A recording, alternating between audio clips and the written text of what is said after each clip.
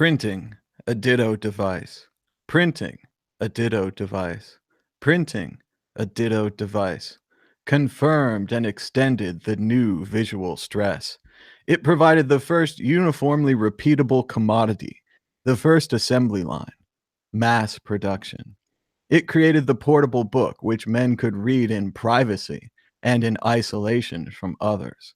Man could now inspire and conspire.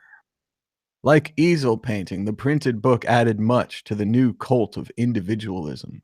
The private, fixed point of view became possible, and literary confirmed the power of detachment, non involvement. Printing a ditto device. Printing a ditto device. Printing a ditto device.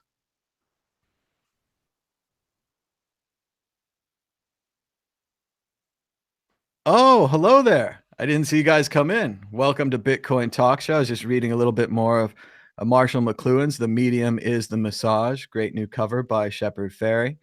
And it's June 26th, 2018. Just going to talk about what's been going on with me before we start the news. Last night, I went back to Vegas because I live in Vegas now, and I saw a magic show called Matt Franco.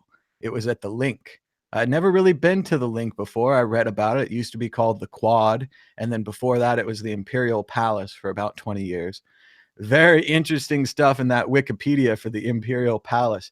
You can go check it out. The former owner had quite a World War II memorabilia collection, including himself painted as a certain German leader, if you can believe that. All right there in the Wikipedia article. Fascinating history of the Imperial Palace Casino, now owned by Caesar, changed the name to Quad, changed the name to the Link. And they're working on that promenade. It's supposed to be a Chinese market kind of thing, overhangs, lots of action on the street, and they want it to use virtual currencies. They say they're going to spend $100 million to transform that promenade and that it's going to take Bitcoin. So I hope to be there for the grand opening. I would love to be involved, help promote it, talk about it. I think it's very cool when people spend cryptocurrencies in the real world, and an attraction like this, I think, will help. It could be like a Disneyland for Bitcoiners. I mean, I have high hopes. I saw it yesterday. It looked like it was under construction, and they had the previous promenade. It's kind of like a street. It was a street with some restaurants, but looked nice. Closed down the street. You could walk around. It was pretty good. So had a good time there. Having a good time here. Make sure everyone gives a thumbs up and a share. We had about 3 people in the chat for the pre-show. We were chatting it up, but we agreed to ourselves it's going to be a slow show with only 3 people watching. So hopefully you guys can help that out. I've got a doctor's appointment today. Not looking forward to that, but I'm going to go anyway because I want to get better and be healthy. It's hard work. No one likes it. It's funny when you think about it. We spend so much money on Netflix and Hulu and even YouTube subscriptions and everything, right? I'm spending all this on entertainment. I spend hardly anything on like making myself healthy. I try to buy better food. I try to eat better. I try to work out. I mean, I try these things, but as far as like joining a gym and stuff, it seems really cheap compared to the alternatives of being unhealthy. And even healthcare, health insurance. I mean, it's a lot. I'm paying at least $6,000-7,000 a year here, just on my own because I'm self-employed or whatever this is, and it seems like a lot. But I mean, we spend that much on Netflix. We spend that much on these other things, and we really should think about our health because that really is all you have. So if you're young and really healthy, go out there and enjoy it. If you're old and not that healthy, do some stretching, eat some good food, change your diet, take control of your situation. So I think we can all be healthier and better. So other things, personal updates. I'm really enjoying this new TV show called AP Bio. It's got Dennis from Always Sunny in Philadelphia basically playing Dennis. It's got Patton Oswalt as a supporting character. And mainly just to sum it up, Dennis is a very, very, very selfish Stanford philosophy, or Harvard, sorry, Harvard philosophy professor. And he's being forced to teach these children advanced placement biology. And he has no interest in teaching them biology. It's great stuff. So check that out. Oh, people in the chat think I should stay on topic. We'll give you a timeout. Normally, I would just ban him, but I'm being nice now. So, but check that out. AP Bio. It's on Hulu. Very funny. And yeah, he refuses to teach the kids biology. He says, "I'm not going to teach you a day of biology. We're going to make a deal. If you say nothing to your parents and nothing to the administrators, you get an A. Otherwise, I'm going to fail you all." So great stuff. Very sarcastic, very out of control, and very nihilistic. He almost seems like a little bit of Rick from Rick and Morty. He just has this like, I'm a teacher, but I don't care. Teachers have to dress up. Teachers have to not wear sweatpants. All these things. Dennis is just like, forget that. So check that out. NBC is extending it for a second season, even though no one's watching it. So give it a try. Watch it. It's a fun show. And if you don't like it, don't watch it. No problem. But let's get to those Bitcoin news, the excitement of excitements. The price of Bitcoin is down 0.94% in the last 24 hours, with a last of 6,188, a high of 6,270, and a low of 6,136.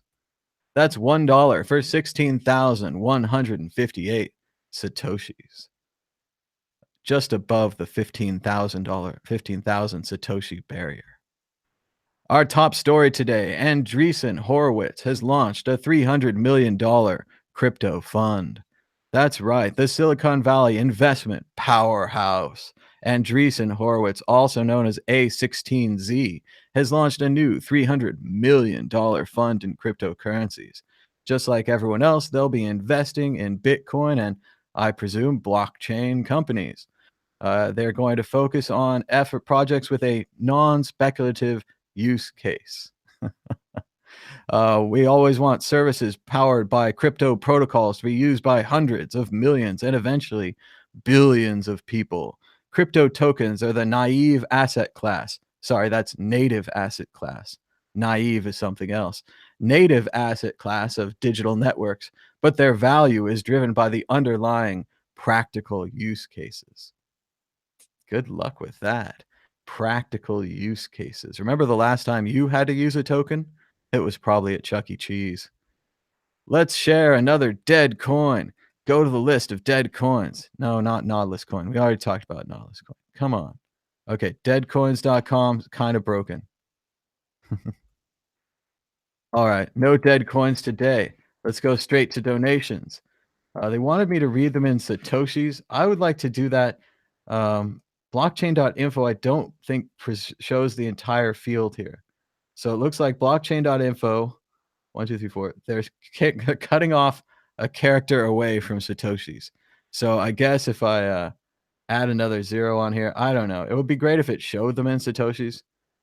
But I think what the person wanted me to do is to say I was donated 399,920 Satoshis.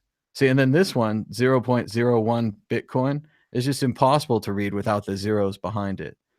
So that's a cool donation too. We also had a donation of, if I just add a 0, ooh, that can't be that much. See, this just makes no sense. I don't know. They want me to read it in Satoshis, but I don't think that's happening. It's way too difficult. As always, if you want to, you could donate Bitcoin to the QR code on your screen right now. Shout out to our Patreons. We have 26 patrons on the World Crypto Network, 87 patrons on the Mad Bitcoins account.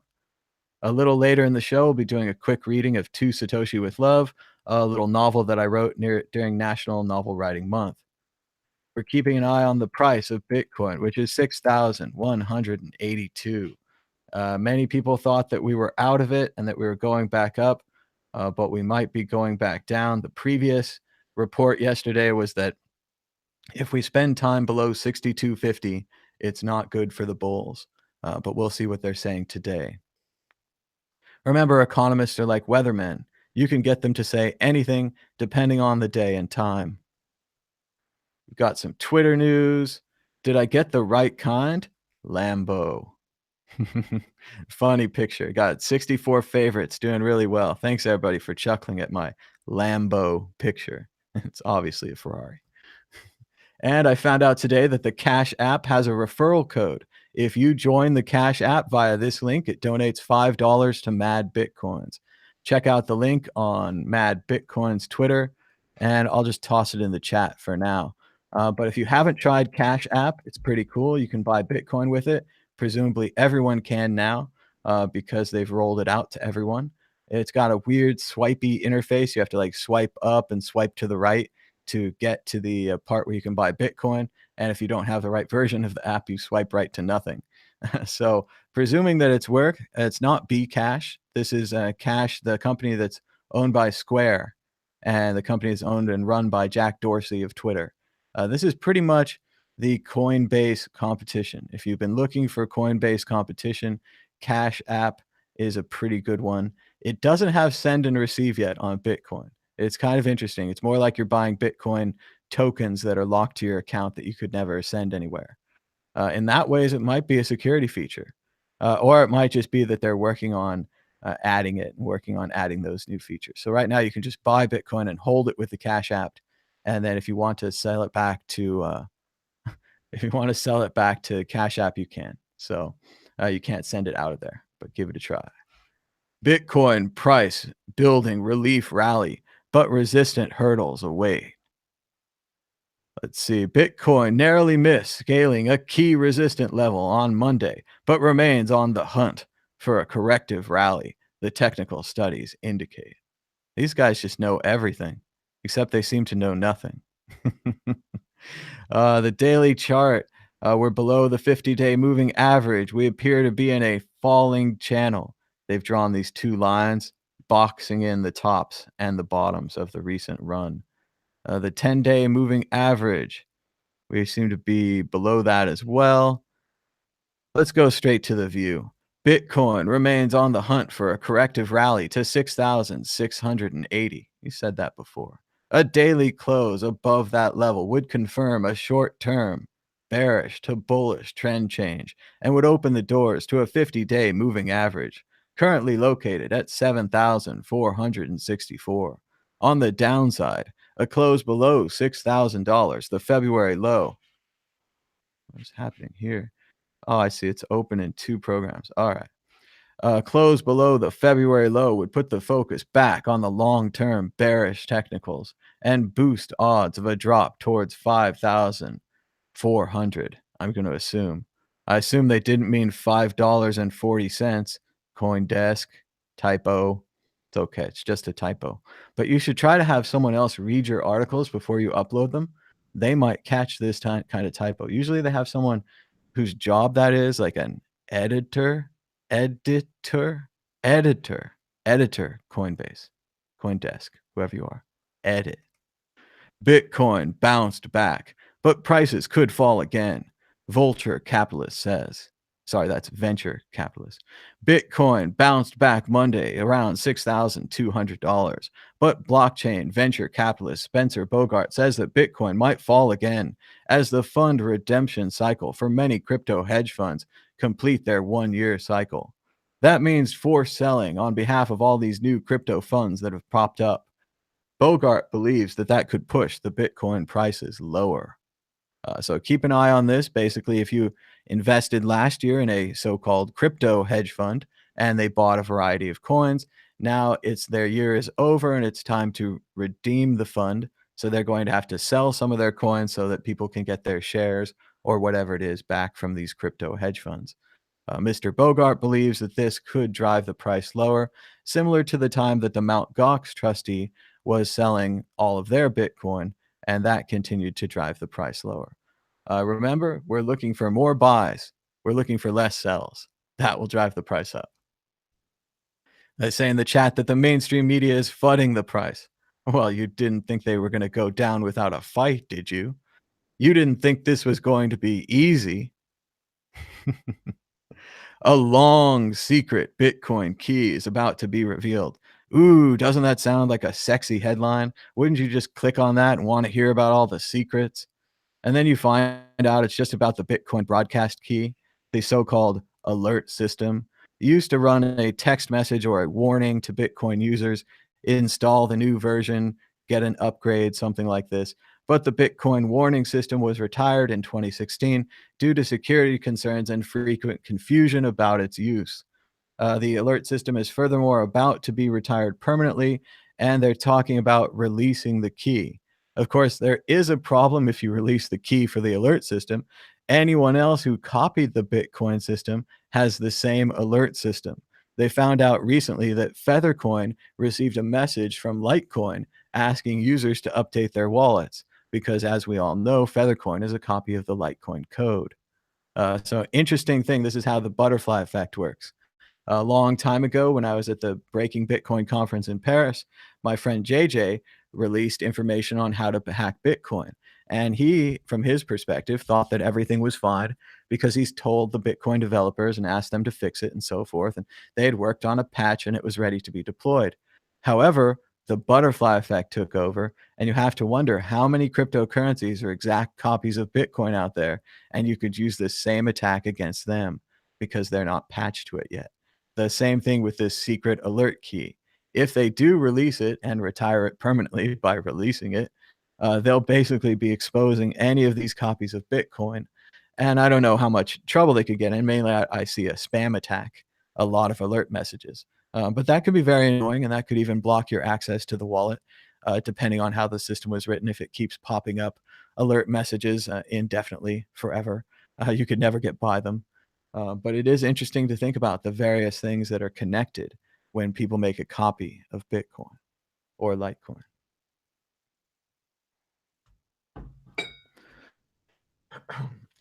Bitcoin price manipulation puts trust in cryptocurrencies at risk. And I agree with this, even though you guys might call it FUD or get upset. The Bitcoin price manipulation does put the trust in cryptocurrency prices at risk, right? Let's put a limiter on here. He's saying trust in cryptos. The algorithms are fine. The encryption is fine. Bitcoin is fine. Once again, like we say, after all these exchange hacks, this is a centralized service that they build on top of Bitcoin. Of course, the centralized service that they built on top of Bitcoin would be hacked, but Bitcoin was fine. Similarly, while the price, disconnected from the chat. I wonder if YouTube chat is broken or if I wonder if I'm offline. Oh, it's an exciting morning. I'll just try to keep going. I have no idea if this is working, but yeah, again, I think that it puts trust in the price at risk. I don't doubt Bitcoin now. I doubt the price. Remember, we're in a price discovery mode. We're trying to find out what the price of a Bitcoin is. And the way that we're going to do that is we're going to ask every person in the world. We're going to give them 24 hours to make up their decision. And if they buy or if they sell or if they don't buy, then we're going to know the price. The problem is when these people with lots of money or Tether or whatever it is manipulate the price, then we don't know the price, right? So I'm saying Bitcoin's great. I like all the, you know, all the encryption, all the way it works, all that. But price wise, I just don't know anymore. I just don't know right now. The information that I previously believed was that the charts and that everything was accurate.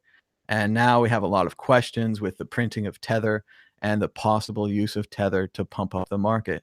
In the same way that we had questions about the price after the Mt. Gox event, with allegedly the Marcus and Wiley bots trading against each other, allegedly creating the $1,200 price run. Now we have those same questions about all of Bitcoin because of the confusing 20K price run, which may have been market manipulation.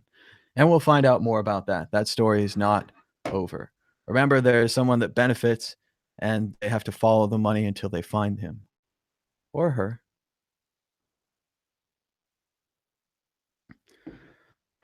Excuse me. More from Spencer Bogart. The media will do this. Someone will say one thing and they'll use it in 3 or 4 different articles. So keep an eye out for that. Bitcoin price news. Bitcoin plummets. Has it completely lost its way? Will it continue? And again, this is a great tabloid headline from the express.co.uk, a newspaper from England, a tabloid newspaper. And yes, the plunge in Bitcoin value, fueling I love this right here. Bitcoin fell to a new low against the dollar, a new low of like $6,000, right? And when you got into Bitcoin at like 1,000 or 300, you're saying that's a low. That's not that low. And then I love that we went from a nice floor at 6,000 or 5,000 or 4, 3, whatever, still thousands of dollars for a Bitcoin. fueling sentiment that the cryptocurrency, it's not even cryptocurrency. Wow, they call it a currency. Note that right here, guys. Straight up currency from CNBC. That's a new one. Fueling sentiment that the currency is doomed to fail. Ooh. And yeah, they say this all the time.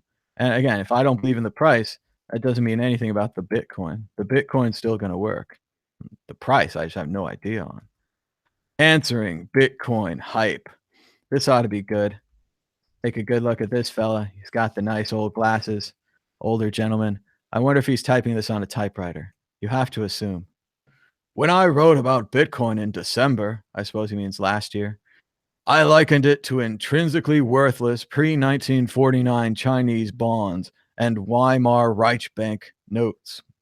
Reichsbank note marks. Bitcoin was trading around 10,000, then it doubled, then it fell. I like the way he waits till after it fell to write his article following up. He's like, it doubled and I just did nothing. Then it fell. Ha, ha, ha, ha. Oh, and we got an old guy quoting the Bank for International Settlements.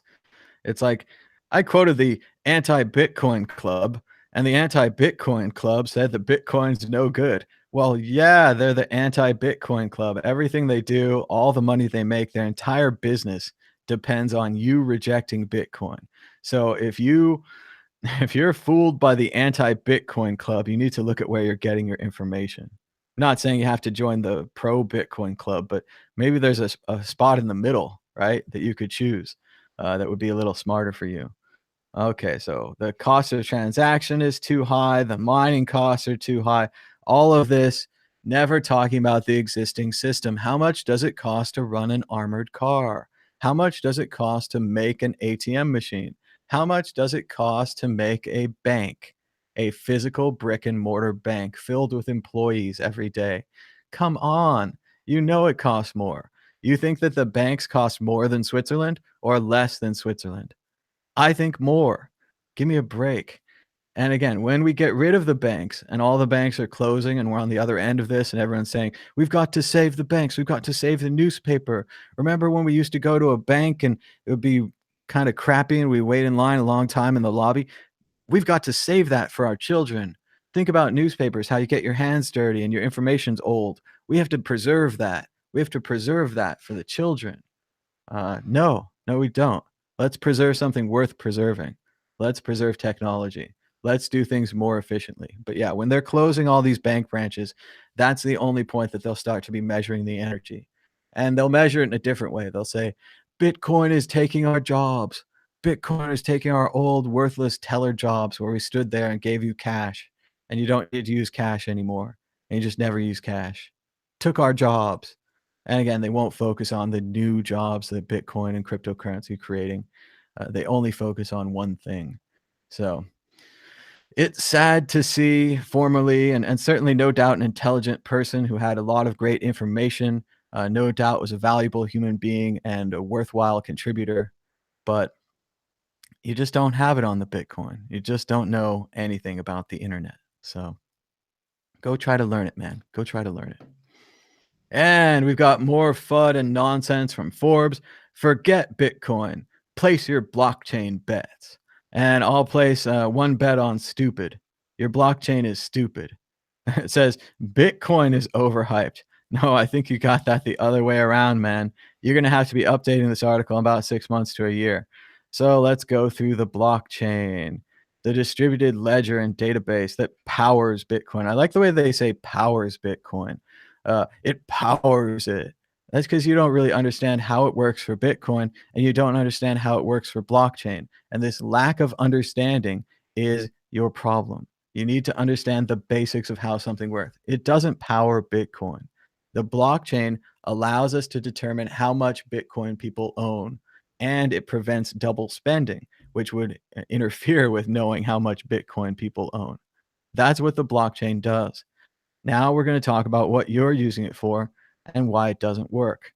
The first thing I want to say here is that even the author himself says these companies that are building all these blockchain problem things, no one is running them. So let's go straight to the quote. No one has fully deployed blockchain in their supply chain yet. No one. So this amazing technology that you're writing a whole article about, no one has deployed. There's test programs. Many companies are actively piloting the program and testing it around different supply chain use cases and seeing success. I don't know how that's possible, right? The Bitcoin blockchain doesn't help you tell the truth about your supply chain. Your suppliers do that. If I enter into the supply chain that I loaded 5,000 pounds of tomatoes onto a truck and I really loaded 4,000 pounds of tomatoes, the blockchain wouldn't detect that.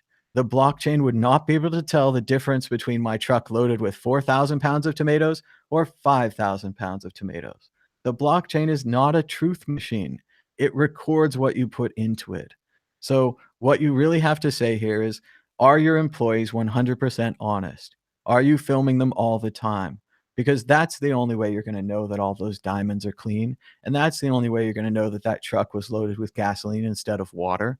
That's the only way you're going to know is if your employees are healthy or honest. Sorry, if your employees are honest. If you have honest employees, the blockchain will work great for you. But you could also just use a database. Come on. It's nonsense. Let's see. Blockchain could pave the way to faster transactions, easier compliance, more effective validation, and lower cost. Well, one of these is true, faster transactions using Bitcoin.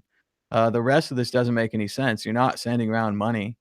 Seeing a lot of demand around asset tracking, anything of value. Again, asset tracking. Is the problem that UPS lied to me and entered the data wrong and that the data says it's here? Or is the problem that I don't have my package? Right? The problem is that I don't have my package. And I can go to ups.com and they can say, hey, we delivered your package. And they could enter that they delivered my package into the blockchain. And it would be false. I wouldn't have my package. If the guy didn't bring me my package, I don't have it. It's the trust of your employees that you're putting into the blockchain. If your employees get some diamonds from some shady guy and they mark them on the blockchain, they're clean diamonds. Okay? Clean diamonds. Real estate. If your employee doesn't own the house, but he marks on the blockchain that he owns the house, the blockchain is going to tell you that he owns the house. I don't understand this. Come like IBM, send me Watson, explain it to me. I want to understand this. I'm a technology guy. I've played with computers a while, you know? Tell me how it works. Because it seems to me you could just lie to the blockchain and then the world's greatest truth machine delivers me a bunch of lies. What's the point? So yeah, I just don't get it. They're all on about it. I kind of knew they'd be on about it. I was on about it myself years ago. I was like, wow, this is great. I could put my blog on a blockchain. And then instead of having my blog on a server like Google or Blogger or whatever, it's on a blockchain. Everyone downloads a full copy of my blog and they all mine my blog and they get coins for mining my blog. But then those coins would have no value. My blockchain would be very difficult to get distributed. And I don't think it would work. And that's just on a blog, right? I'm saying that I'm not vouching for a supply chain. I'm not saying that my blog has never been edited. It's just I don't get it. So, yeah, and it just and there's so much money in it, and there's so many smart people in it, and, maybe they're all fronting, right? Maybe they're all, to use that book that I have, The On BS. Maybe they're just into BS, and they're just like, "We're gonna front and make all this money off blockchain and deliver the transparency that everyone says they've wanted." Sure, transparency is only one part of it. It's not accurate. I want accuracy. I want transparency so that I can test the accuracy of the blockchain. I don't just want to look at it. I want to test the accuracy. So I don't see this at all. Bitcoin will soon be dead, says Wolf of Wall Street.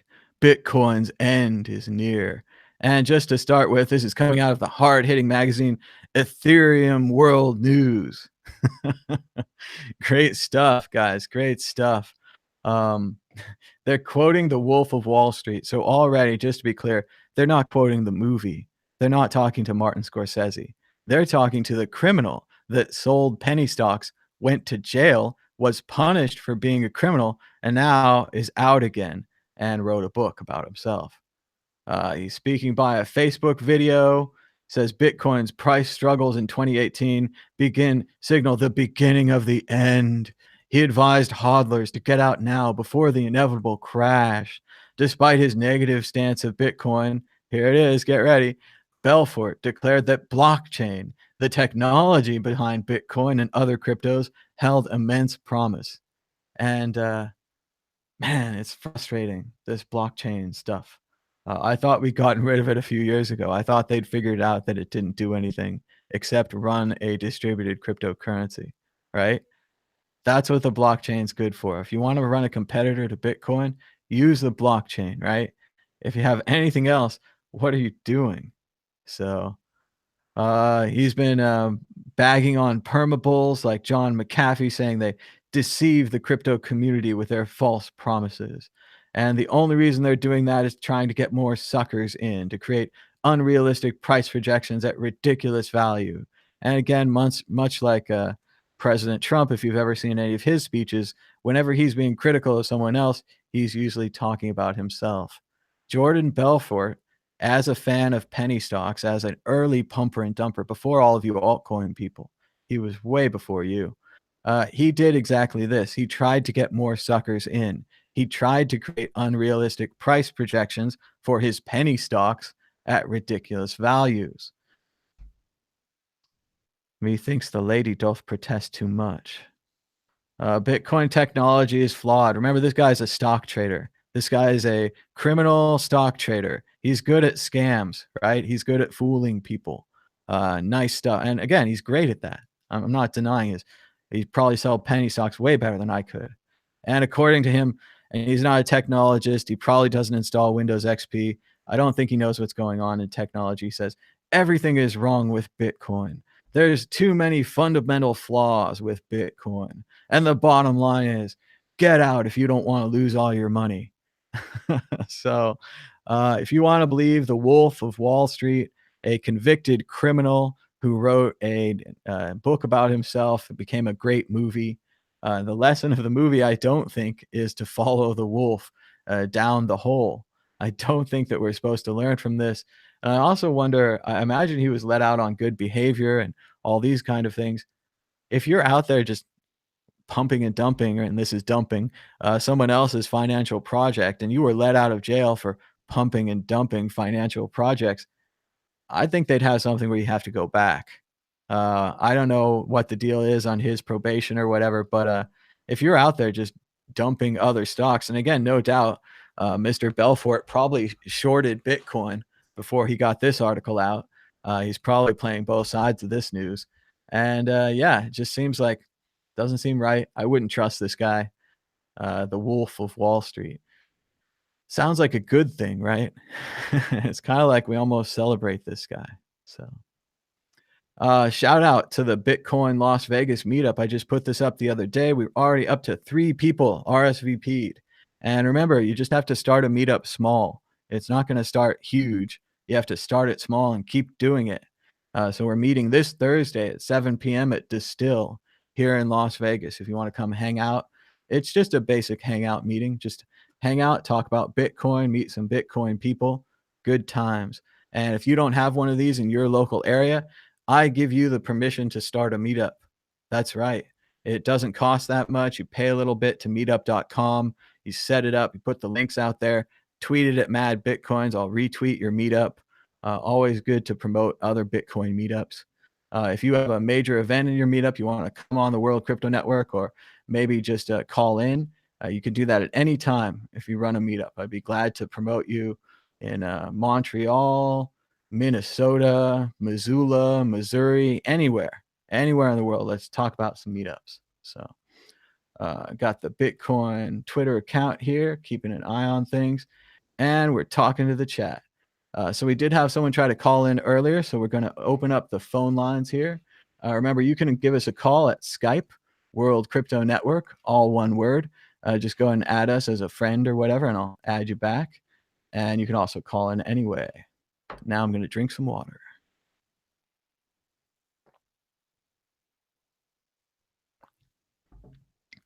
I used to have co-hosts and so forth to talk over my water drinking breaks.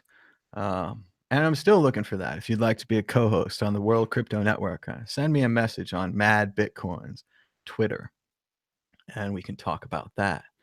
It says, at least Jordan Belfort gave us the Lambo meme.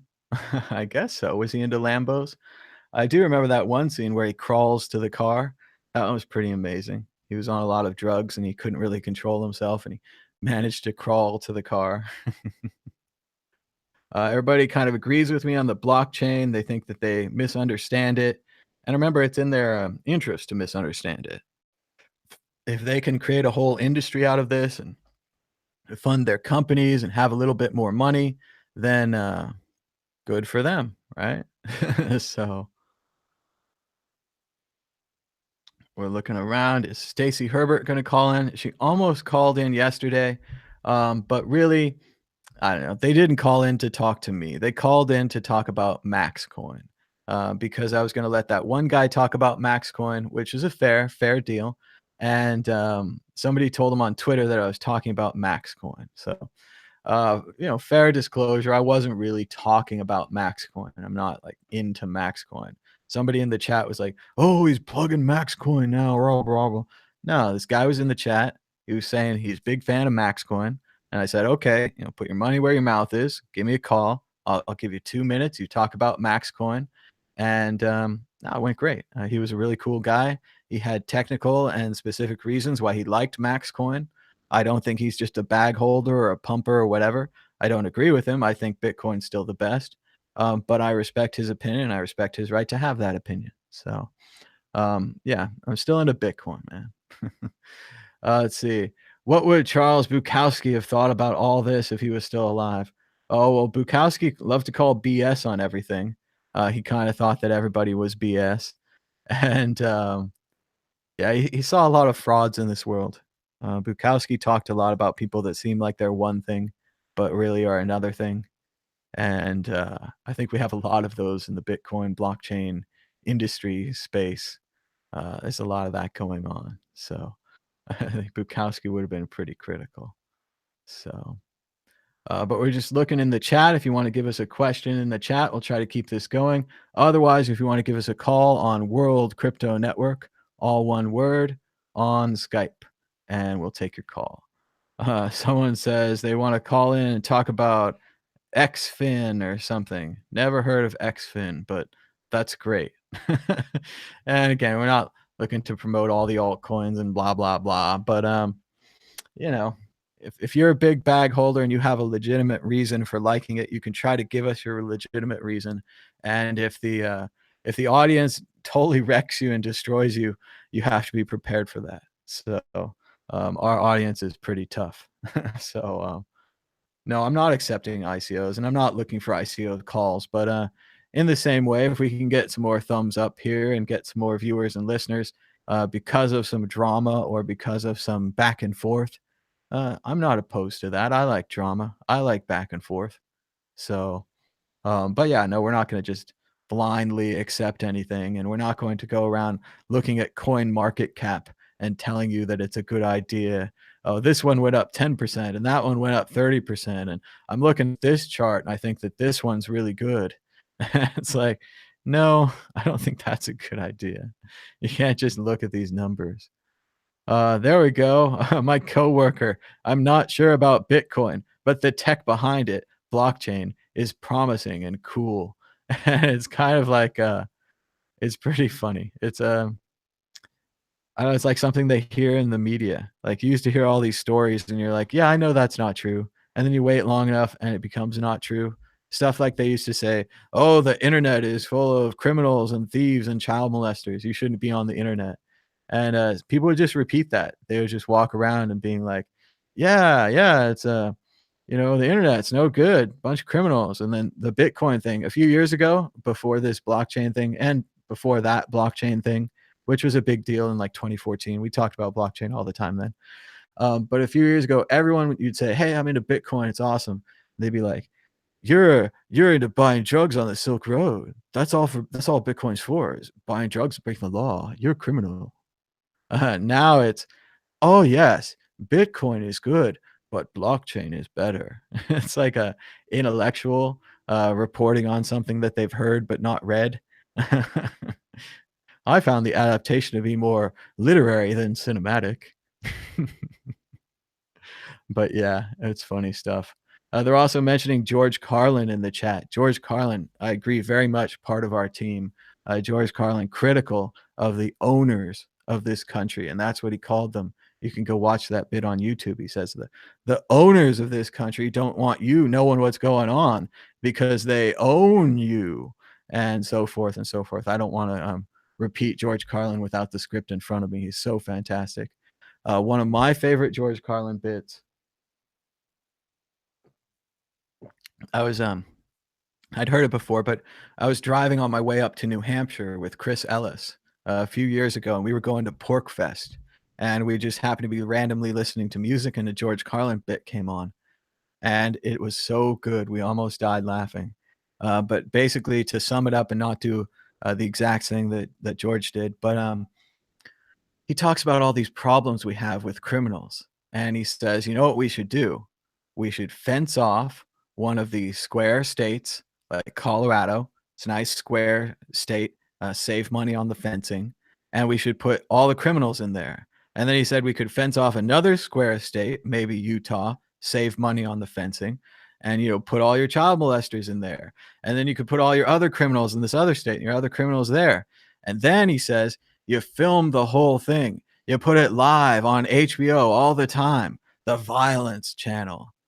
And then his best part, the part that really made us lose it, and you should go look up this bit. I'm doing it no justice. But his best part, he was like, and we're going to connect these things up, and there's going to be gates. And the gates are going to open once an hour for a minute. And we're going to put that on pay-per-view. Gates. So good. Gates. And just imagining these violent criminals intermixing with each other and the various groups intermixing at these gates, and that he's filming it for pay-per-view. I think he was also going to solve the budget problem and eliminate all the crime. It's incredible. George Carlin Gates, you should be able to find it. Maybe search for fencing off square states. But yeah, it's a great one. And they're talking in the chat about how, yeah, we are not a part of the club. And yeah, there seems to be, according to George, and I would agree, there's a club out there and we're not part of it. And one of the interesting things I think about Bitcoin is it does upset them. How much we'll have to see. Hello, caller. You're live on the World Crypto Network. What's your name and where are you calling from?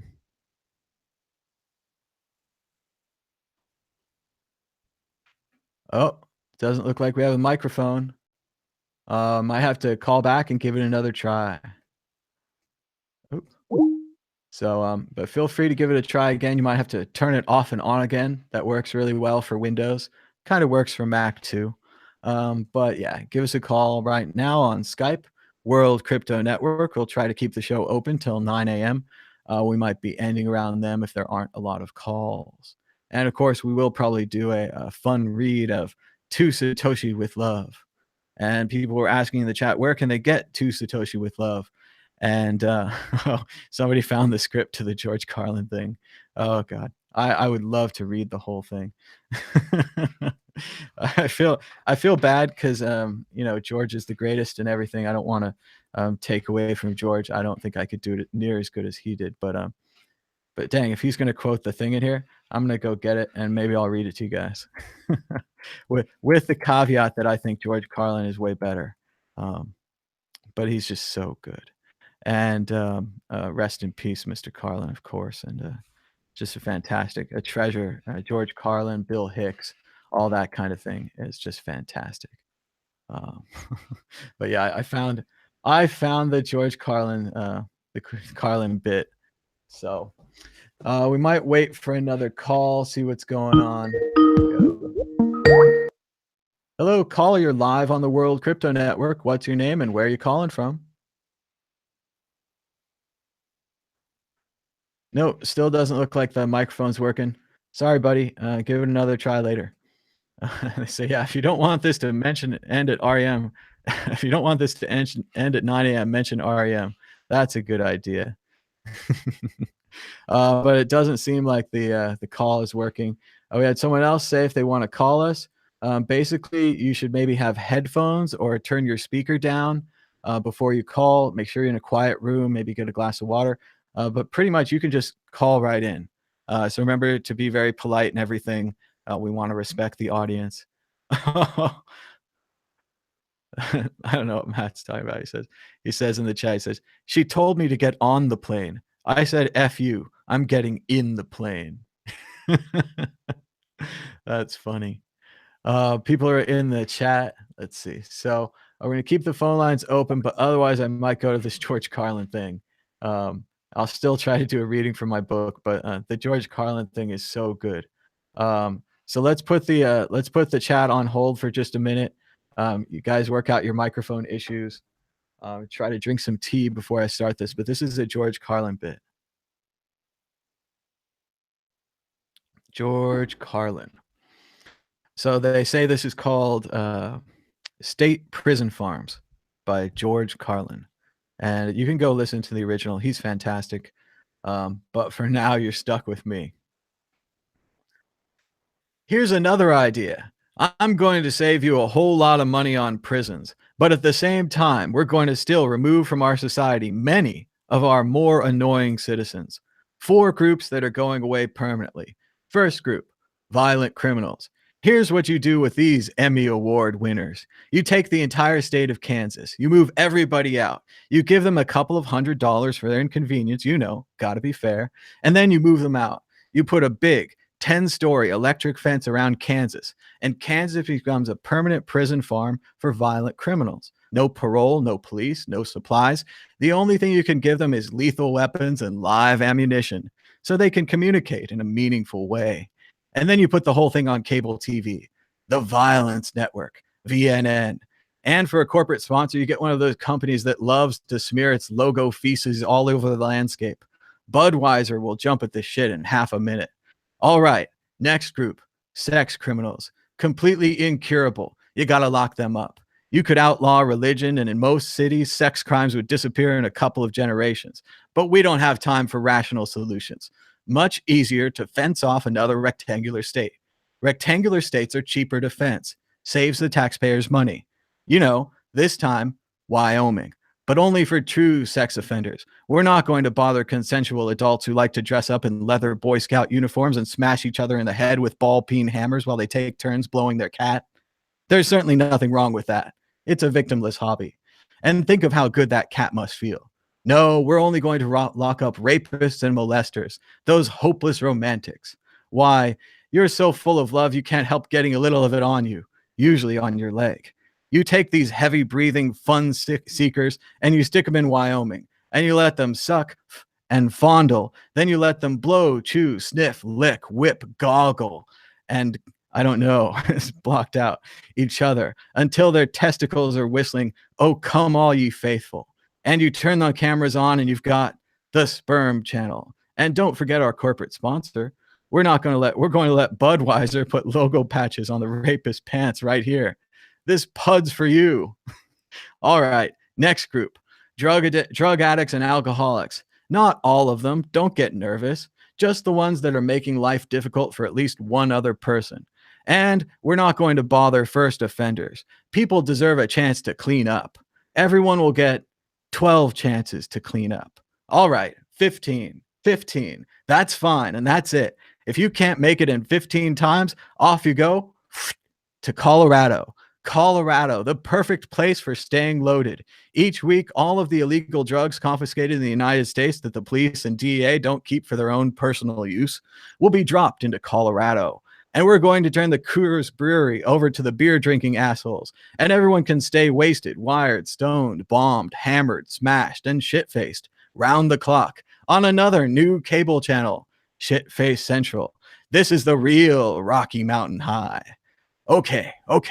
I've saved my favorite group for last. The maniacs and crazy people. Yeah, the ones who live out where the buses don't run. And I distinguish between maniacs and crazy people. A maniac will beat 9 people to death with a steel hammer. A crazy person will beat 9 people to death with a steel hammer, but he'll be wearing a Bugs Bunny suit at the time. So you can't put them all away. You got to keep some of them around just for the entertainment. Like a guy who tells you the king of Sweden is using his penis as a radio transmitter to send anti-Semitic lesbian meatloaf recipes to Soupy Sales and Marvin Hamlich. A guy that you really want to, a guy like that, you really want to give his own radio show. No, the Maniac Farm will be reserved strictly for hopeless cases, like a guy who gets a big tattoo on his chest of Liza Minnelli taking a shit, you know, and he tells you if he wiggles a certain way, it looks like she's wiping your ass. You know, a guy like that. You want to get him into custody as quickly as possible. Now, for the Maniac Farm, I think there's no question we've got to go with Utah. Utah. Easy defense. Easy defense. Right next to Wyoming and Colorado is right next to Kansas. And that means that all four groups of our most amusing citizens are now in one place, except for the big fences. And I think you've got another one of my really good ideas for cable TV. Gates. Small sliding gates in the fences. Think of what you've got here. Think of what you've got. Predators, degenerates, crackheads, and fruitcakes. 900 miles of fence separating them. Every 50 miles, you put a small sliding gate. But the gates are only 10 inches wide, and they're only open once a month for 7 seconds. And you know something? Fuck cable. This shit has got to be on pay-per-view, because if those gates are only open 7 seconds a month, you're going to see some mighty interesting people pushing and shoving to be the first in line. Deeply disturbed, armed, cranky lunatics on drugs. You know the ones. Lots of tattoos, lots of teeth broken off at the gum line, the true face of America. And every time you open the gates, a few of the more aggressive ones are going to get through. The creme de la creme.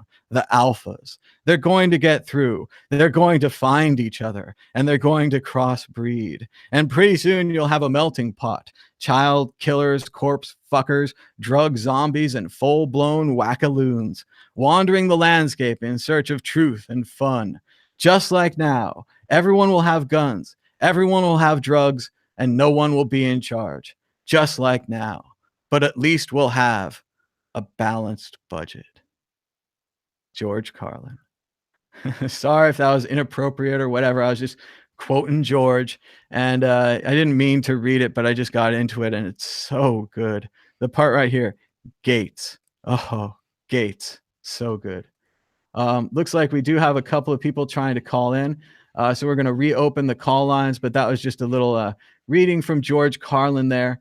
Important to present and represent those who have come before. Just some fantastic stuff. George Carlin, Bill Hicks. These are our people. These are great people. So you can give us a call right now on Skype at World Crypto Network. All one word. The interactive show. The show that calls you. But yeah, and maybe people haven't even, well, it'd be shocking, but maybe people haven't even heard of George Carlin or Bill Hicks. So go watch these guys, stand-up comedians. You can probably get at least one of their hours on YouTube pretty easily. George did at least got 30, 40 specials. He did an HBO special almost every 2 years. He's like the Woody Allen of stand-up comedy. Just fantastic.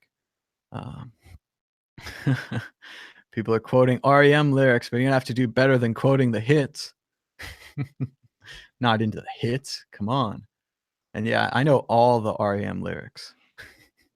It's not, I don't know if that's a good thing, but yeah, I know a lot of song lyrics. But we're keeping an eye on the price of Bitcoin, $6,195. Oh, they're talking about the 7 dirty words. 7 dirty words. Yeah, I know all those too. Hello, caller. You're live on the World Crypto Network. What's your name and where are you calling from? Hey, Thomas. This is IBLB from Long Beach. All right. How's it going, man? I saw you've been checking out the World Crypto Network archives. How's that been going for you? I've been binging on that, yeah. And I got to say, for all your new callers or new watchers, you got to go back and watch the old Bitcoin group and get you some Andreas when he was really talking shit. Or like, he seemed very energetic and enthusiastic back in the day. Absolutely. That was a raw Andreas back in the day. And I remember that first show that we had him on. Afterwards, he said something like, oh, Tom, I kind of went off on the banks there. Are you going to be making any edits to the show? And I was like, was the sound broken or was anything wrong? I thought technically we're okay. And he's like, yeah, technically we're fine. I was like, well, I don't care. You say anything you want about the banks. So Well, yeah. yeah, he used to go off real. I'm like, whoa, like I'm used to. I got into this 6 months ago, so yeah, I'm wrecked. I don't care though. I'm still buying dollar cost average. But you see his videos that YouTube offers, and he's all cleaned up. He's a professional. And then you go back to the Bitcoin group of 2013, 14. And he was on one. It's real cool to watch him like that. So I Oh, suggest definitely. all the noobs or all that link it, Well, link it and in the bio just or in a watch it. just in a small way, I feel like we really helped Andreas get some practice. Not to say that we have any responsibility for the world loving him. The world loves him because he's amazing. But if we could help him get some practice in those early days and get him ready for going out with the big media, we're really glad to be a part of that. So. Oh yeah, you all help each other. It's a community. That's how you were mentioning how the community is not there no more. How all these Bitcoin millionaires are just worried about making more money and all that. Like, you can see in those videos how much you guys were together. It was like Bitcoin. It was Yep. real awesome, and yeah, we're missing that right now. You It know? is, yeah. We used to talk about the unbanked, and we just talk about fiat money or inflation or many of the other things we don't like about the Federal Reserve System. And that for the first time, Bitcoin wasn't just a theoretical thing. You're not reading a book about Bitcoin, you're actually using it. So. Yeah. So at what point, around what year did you guys start splitting off, or like does that stop? Well, I mean, like I was telling people yesterday, the World Crypto Network basically doesn't have any money. The World Crypto Network doesn't really support my salary, let alone anyone else.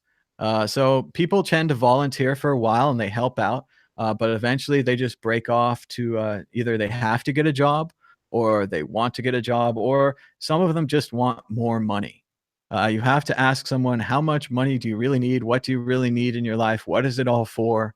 And some of them, there's just an empty spot and nothing really matters except more money. And if you ever try to work with someone like that, they're going to act like they're working with you and they're going to stick with you right up until the point where you're about to do something big, like run a big deal. And then they'll probably just run around you and steal the deal for them. There are lots of people that say they want to work with you, but really just want to copy all the things you do and do it for themselves. So it's very tough out there. I don't know how to figure this out or how to see these sociopaths or these psychopaths that we're surrounded by.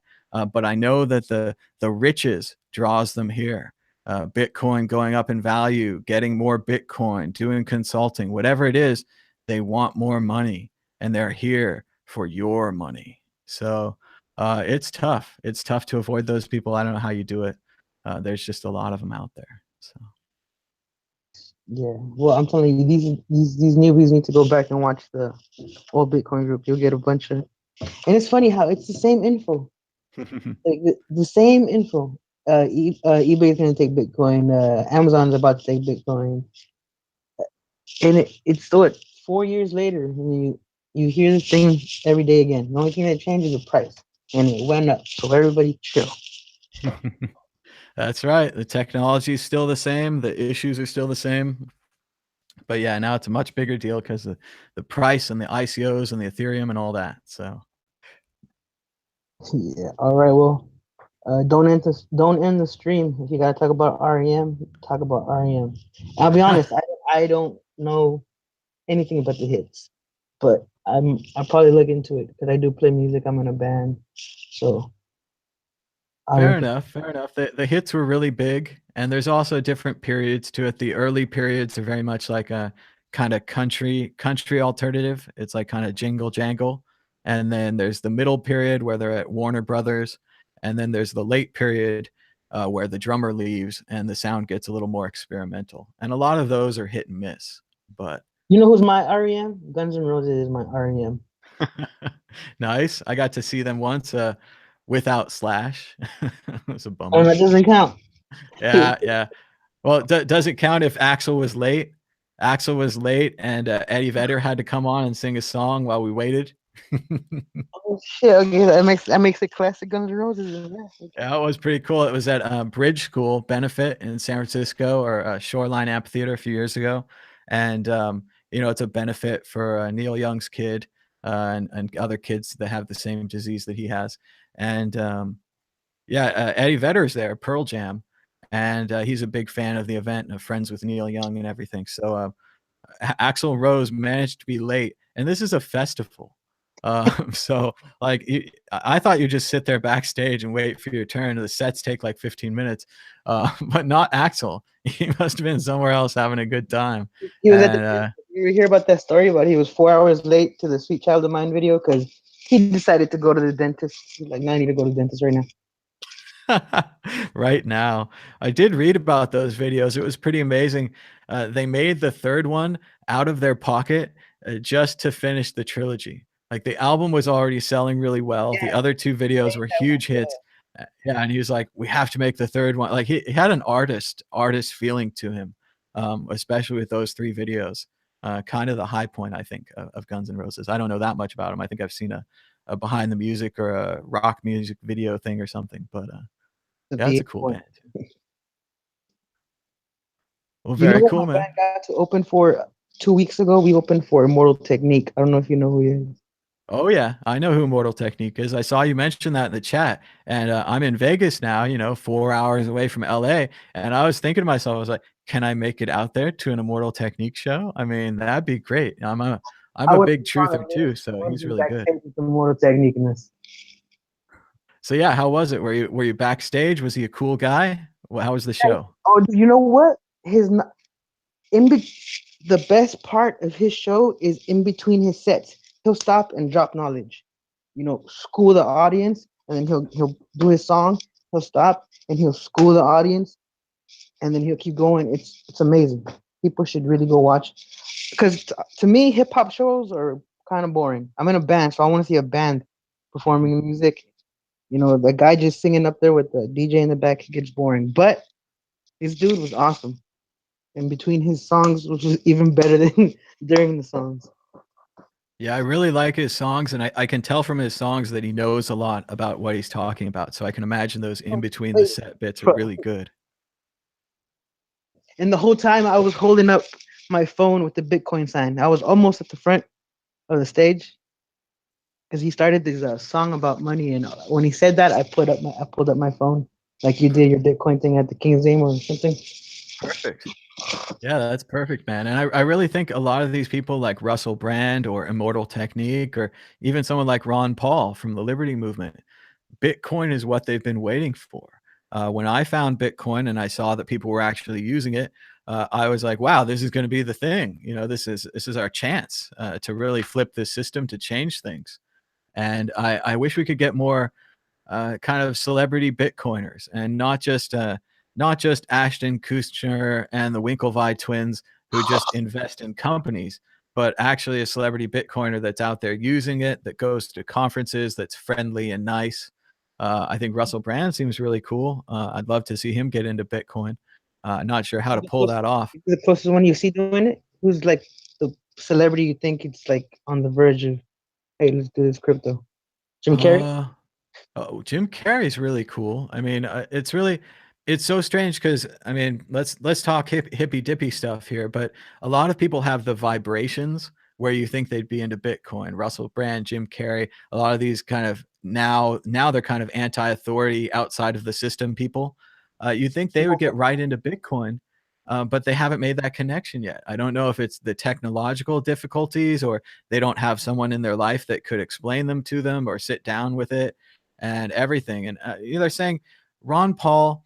Okay, well, Ron Paul, they're saying in the chat, he's into Bitcoin. Well, when it started, he wasn't, and we needed him when it started. And to me, it really like right away. If you don't like the Fed, you love Bitcoin. So to me, it was an instant transition. But for Ron Paul, it took a little longer. And even then, he always kind of hedges and he says, Bitcoin might not be the one, or maybe there'll be another Bitcoin. And no offense to Ron Paul, but he's also an older gentleman. I don't think he really gets the technicals. So Yeah. I also saw your discussion with Roger on when he was typing up Bitcoin Unlimited. You Mhm. you say you hate Bitcoin Cash because it's trying to be Bitcoin, but you took it too easy on him. I feel like yeah, he's a homie, but nah. I mean, if you really love Bitcoin, you gotta talk a little shit. Yeah, I got some blowback for that interview. A lot of people agree with you. They thought that I was too easy on Roger. But at that point, and again, there was, you have to imagine there's different positions of Roger. When Roger was first into this, everybody was a fan of Roger. By that point, everybody was starting to be halfway through a fan of Roger. And then now it's starting to be pretty bad where nobody's a fan of Roger. So at that point, I just wanted to get his side.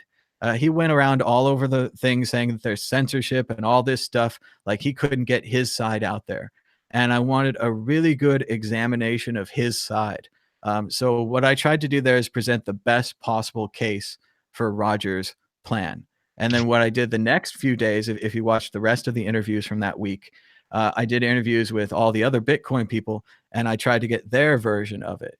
And their version was very different than Roger's version. So I think that if you watch all those videos together, you get the full picture. But if you do just watch that one, it does seem like I'm easy on Roger. And another part of that is that I like confrontation shows, but I'd rather have them come about by accident, where we get somebody on the air and we're like, yeah, we don't agree. Let's disagree. And then at the end of it, we can agree to disagree and we can go back to being friends. With someone new or someone like Roger, I don't really want to I don't want to compete with them or confront them because they'll never come on the show again. So I think that Roger will probably come on the show again. But it's gotten so much worse for him and so much worse for his side and everything that he's supporting. So I'm not sure he'd do it. So It's gotten worse, but I mean, he's doing his thing. You can't hate on him. I mean, like I said, I got in 6 months ago. When I got in knowing there's like, oh, there's two. Well, no, I discovered one and then found out there was two. And I was like you, like, oh no, that's not Bitcoin. But I'm like, Mhm. wait, that's Roger. And I went back, and if you're watching old videos, you see Roger, Bitcoin Jesus, in the way he was before. And so me, as someone who doesn't give a fuck about the price, and I want to know about the coin and the technology, and why big blocks and why small blocks, and what's the benefit and not the benefit. Mhm. You kind of like you want to listen to Roger because I mean, he was back. He's been there since the beginning. Sure. So for a noob like me, I'm like, okay, so I can buy Bitcoin and buy Bitcoin Cash 1-to-1. I can use Bitcoin Cash and I can just hodl my BTC. See, that's shit that runs through my mind. And then everybody like, no, f that. You don't buy it, don't touch it. Like, well, you know what? You can use it and you can buy stuff with it. So right now, it works. It probably won't work in the long run, but you gotta give it to this fool. Right now, it's working, and he's got the money to back his thing up. And that's Yeah. where you're right. We need someone in this community to be like, yeah, I'm a pump BTZ promotion like that fool is doing. And because otherwise he's gonna catch up because these noobs coming in, they want to use it. If they don't know what the like about the tech, I'm trying not to cuss. If Mhm. they don't know about the tech and all that, they just want to use it. You know, they want to send it to their friends. Boom, boom. Oh, look, I'm using it. Blah, blah. And you can't do Sure. that right now with BTC on a phone app. It's not worth it. So he's got the Yeah. upper hand for a while. I agree. We just got to get Lightning Network out. And then I really do. I Yeah, agree with you. I think, and I agree with what I said. I mean, that Roger puts his money, you know. user interface is a long way away. I'm telling you, even 9 months is a long way. It's it's it needs to happen quicker, but it doesn't because I want Bitcoin to be a little low because I need to fill up my bags that just came in. Well, there you go. We'll just have to see how that goes. Although it feels like it's already pretty low, but we were watching the chart and it's around 6,100, and it looks like it's going down again. So I don't know what that means. If that means 5,000, 4,000, 3,000. I know there's people in the chat saying that some people are still saying 1,000 or whatever, but a lot of that is just this weatherman thing where It you're like, can't go I said it's going to rain on Sunday, and so everything it's I going to own rain. into Bitcoin. That's it, man. That's it. They just keep predicting the things that they're predicting, trying to prove themselves right. So I'd worry about that if I were you. I would want to think for myself. So make your own decision. If you have to sell, go 70-30, go 90-10. Keep some of it in there, keep some of it out of there. But remember, you're just adjusting your risk. How much risk do you want to take on this thing? How much risk can you afford? Do you have a good job? Do you have good savings? All of these things. Keep that in mind. Yeah, it's funny how I was working 60, 80 hours during January and Mhm. February and putting it into Bitcoin. And right now, when it's cheap, I'm not working as much. It's a bitch. Well, just got to do that dollar cost averaging. It's Yep. not fun. It's not exciting. I don't know if you're going to get to $1 million or whatever we need or whatever we want, but you just got to build it slowly. I think the dollar cost. So I just need enough to not struggle. I'm not trying to be a billionaire. there you go. Well, thanks so much for the call. Give us a call anytime. For sure. All right. I All kept right. the stream alive, guys. Keep it going. Yeah, yeah. Check out those old shows and keep up that music, man. That's good stuff. Keep it going. I, I will. If you're ever in LA, hit us up. I'll get you tickets to our show. I will, man. That sounds great. I haven't been in a long time. Last time I went to LA, the space shuttle blew up. But that was not the Challenger. It was 2003 or something. But not related. But it just happened at the same time. But All right, man. Have a good one. thanks so much.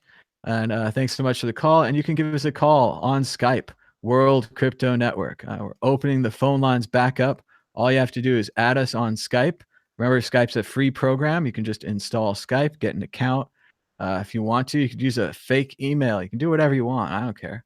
And yeah, when you say what your name is and where you're from, you could say, I'm John from New York City. And I'm not going to question you. So just give us a call. It'll be fun. Looking for a call. Hello. Whoop. Got to turn your speaker down. All right, caller, you're live on the World Crypto Network. What's your name and where are you calling from? I'm Russell. I'm from Missouri. All right, Russell, what's on your mind about Bitcoin today? Well, I had a question because I watched a video. I think it was had Jimmy Song in it, and he was and somebody else. I forget who it was, but he was talking about he had never like unloaded any Bitcoin with KYC, and the only way that I know how to do it is through like Gemini or whatever, where you have to use KYC and stuff like that. Mhm. Um, once you've got into it, is there any way to start,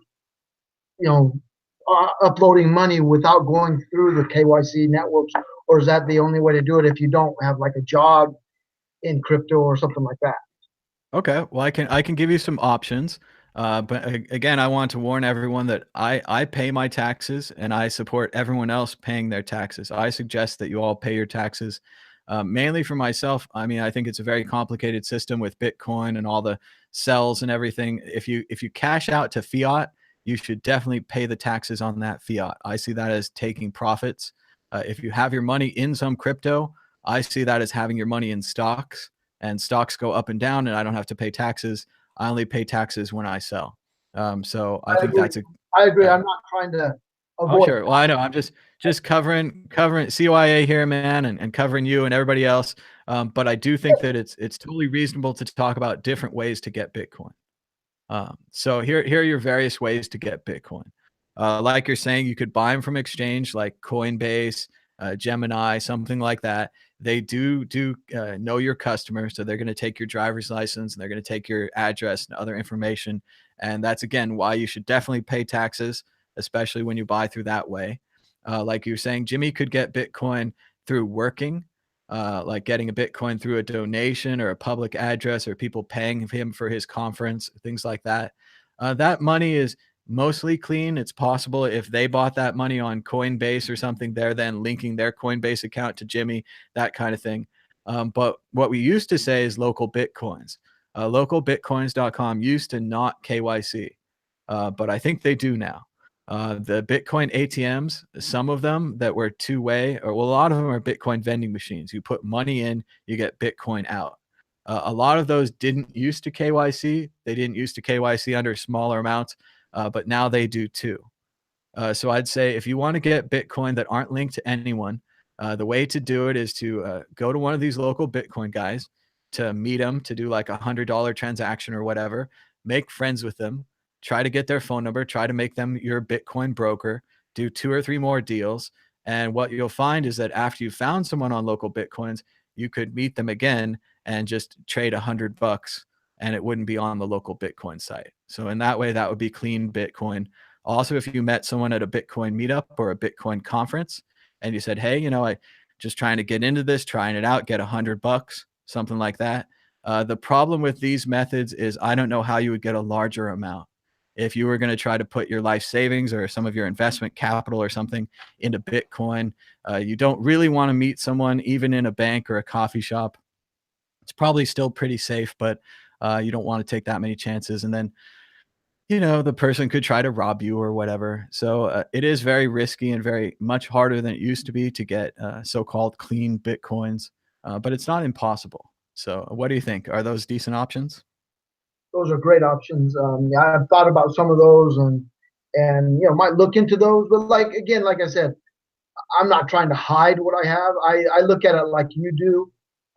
My Bitcoin that I have, I consider it an investment, and I just keep track of what I've got.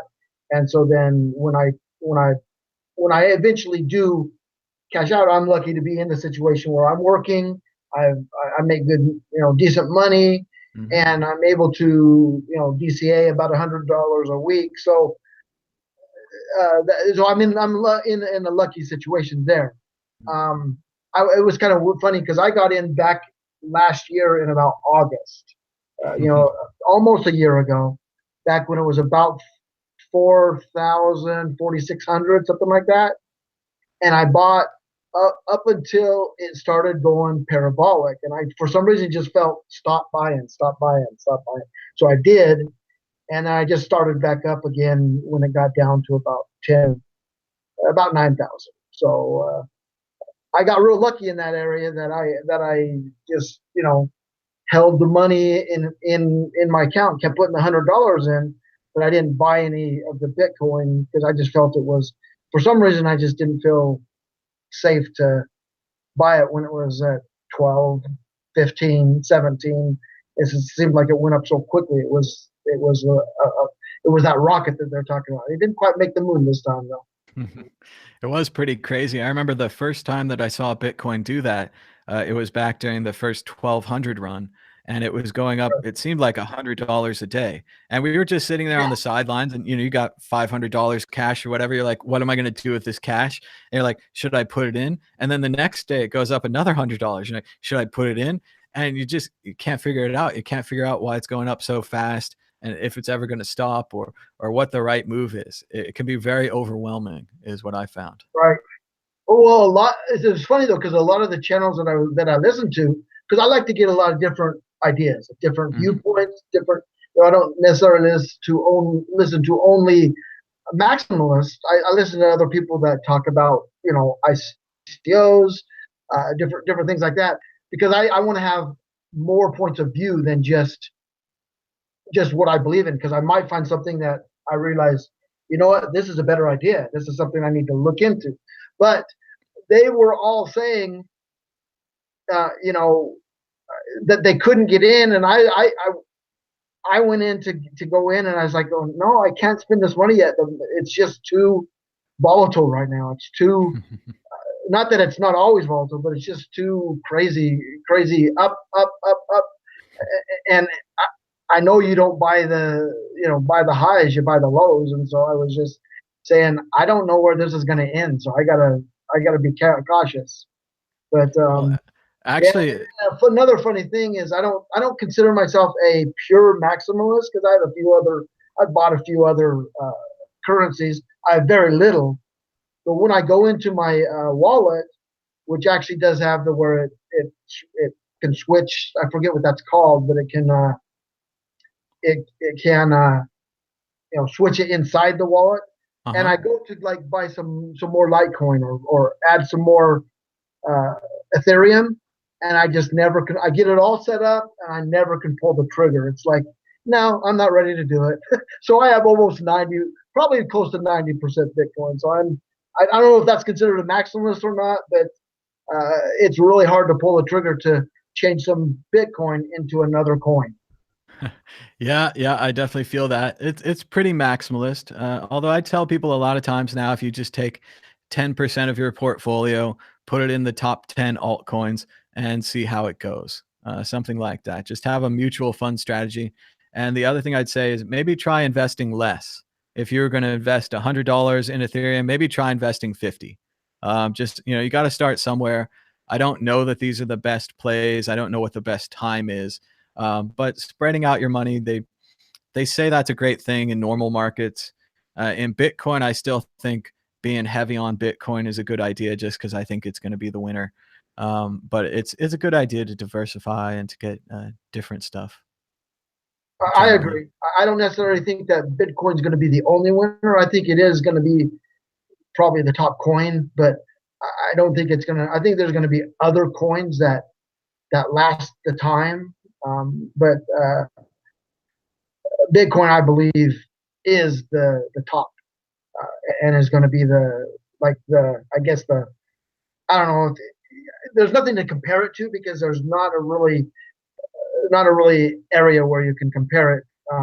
But I guess I'm mostly uh, mostly have the maximalist attitude towards Bitcoin, but I do believe in spreading that risk out a little bit. So have 10 to 15% outs in other areas. I think that sounds good, and I think it's a good idea, like you said, to get information from more than one person. I know a lot of people in this industry tend to outsource their thinking, and they say, I found my guru, and my guru reads the charts perfectly." And every day, even when their guru reads the charts poorly, they say it was perfect, and they've kind of lost all of their objectivity, and they've lost their ability to think critically, and that worries me. So if you want to watch some altcoin guy, or you want to watch some coin market cap guy, or you want to watch a little of this show, or you want to watch a little of another show, I say do it. Watch all that, put them all together, make up your own decision. What I think is important here is individual personal responsibility.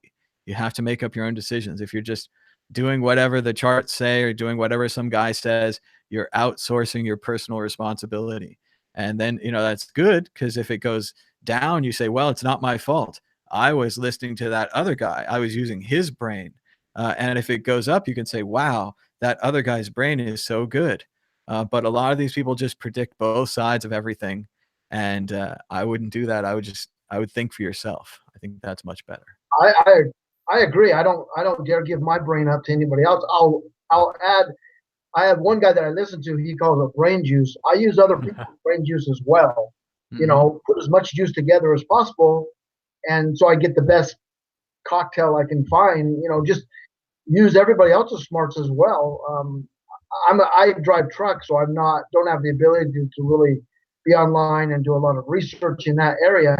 My research is done through listening to a lot of different sources, and then I will go in and try to find an article or two that I heard about and try to read that. But it doesn't always work out because I don't always have the internet availability and things like that. So uh, again, listening to all the different people gives me different perspectives, and they will bring out different resources and things and that helps me a lot so that I can make better decisions on that I want to do. But yeah, well, thanks for all that you do. Keep it up, and appreciate your advice, and you have a great day. All right. Thanks so much for the call, and give us a call anytime. Will do. All right. And yeah, he mentioned truck driving. One of our other callers on the show, Mustafa, drives truck. So that's very cool. And I think there's a lot to be said about getting your information from radio and through audio. There's a lot of great audio books that you can get now. They used to have just kind of romance books and dramas and popular books, but you can get full-on science books now. You can get a book about anything. So I think that's a really great way to learn, and to learn while you're working. A lot of people, I used to have a job where I had to, sort paper or keep things straight or organize things, that kind of thing. And I would always listen to my headphones. I was always listening to music. I was always bopping along, and that makes it better. And if you can do that with knowledge and with education, I think that's even better. But I do love music. I wouldn't mind listening to some music, but it's good stuff. Can I recommend a Lightning Network app on iOS that's user friendly?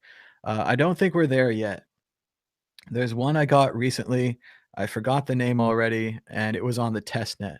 So I didn't try that one up that much, but there is one available. Maybe somebody can give me the name. I think it was something called like Rivets or something, but I don't think that's the right name. Might have started with an R. But there's one for Android called Eclair. It's supposed to be pretty good. Zap Wallet's supposed to be in a web browser. Hello, caller. You're live on the World Crypto Network. What's your name and where are you calling from?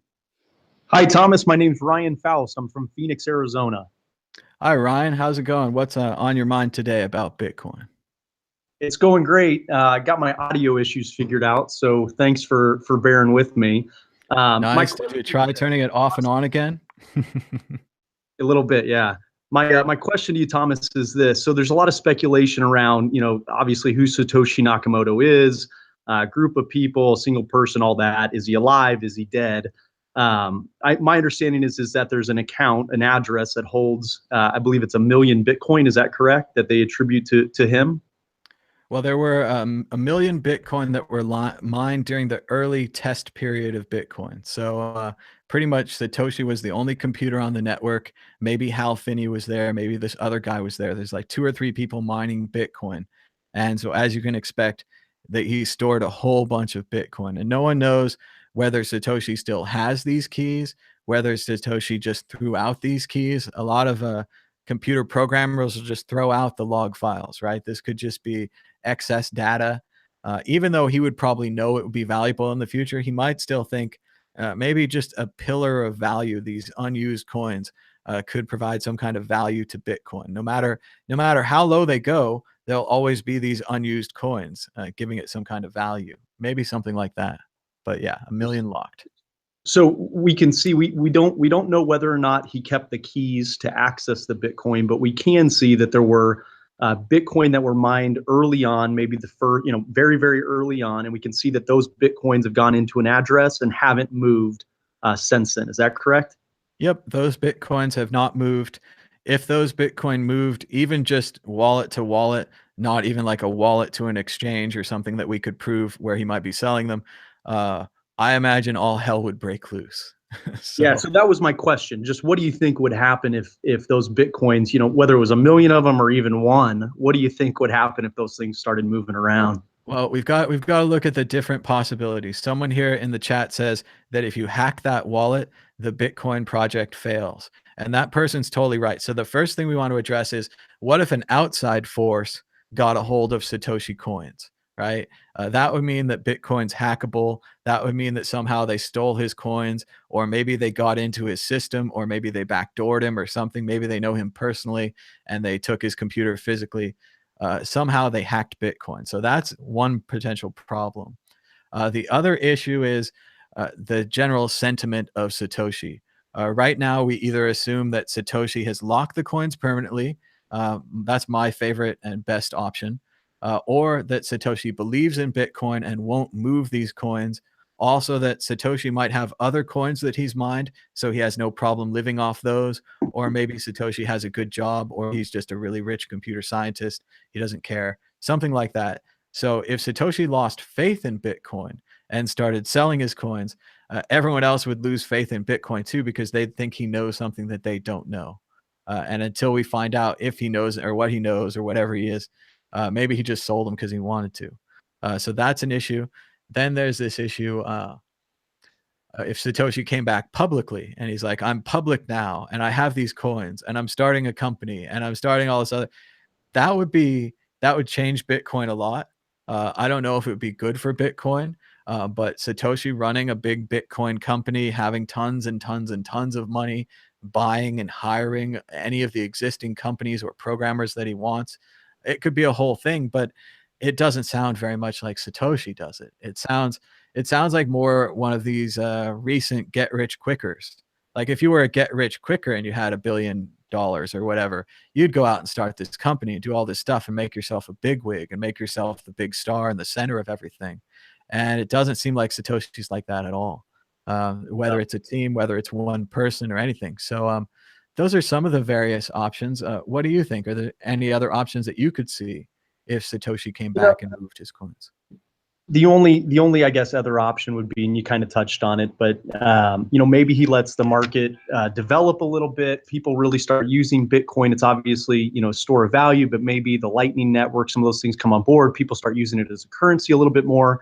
I could see maybe him coming back or coming out of the shadows in the future when things are more established to do something good with those Bitcoins. But again, that goes into would Satoshi do that? Wouldn't he have kind of the understanding that if he did that, maybe he would have too much influence on Bitcoin or the project? And I don't know. I personally think he's a goner. I think he's gone. But who knows? It's fun to think about. Yeah, it would be funny if he came back and tried to move those coins for charity or anything else. He would probably make such a big mess by moving them that it would outweigh any benefits of the charity. So yeah, I agree. Well, it's a good question. Thanks so much, Ryan. Yeah, give us a call anytime. Cool. All right, very cool. And you can call us now on Skype at World Crypto Network, all one word. Someone says they're on an Xbox, so it will say video call. That's cool. You can call us from an Xbox, I think. I don't know. Saying in the chat, Satoshi's a space alien and he's gone. Sounds like something from my book. Hello, caller. You're live on the World Crypto Network. What's your name and where are you calling from? Hey, Thomas. This is Blake. I'm from New York. I've been in the crypto space since April 2017, so I guess you can call me a short-time veteran. Nothing compared to yourself, though. How you doing? Doing good. So you've seen the up and you've seen the down. What are you thinking about Bitcoin today? I still believe in it. I still am a holder, and I haven't really been buying. Kind of like a couple of callers ago, the guy said, once it got too expensive, quote unquote, for right now, I stopped purchasing. But I've been telling all my friends and family to start accumulating little by little, what I call the big three, which is Bitcoin, Litecoin, and Ethereum. I don't even count Bitcoin Cash. So. Well, that sounds like a good plan. But remember, with your dollar cost averaging, you do want to buy when it's low, like right now. A friend of mine, I told her to do dollar cost averaging, and she said, "No, it's too cheap. I'm not doing it." And I was like, "But you have to buy the cheap one. So when it's expensive, you'll average out, and that's how an average works. So make sure to keep up your average." So.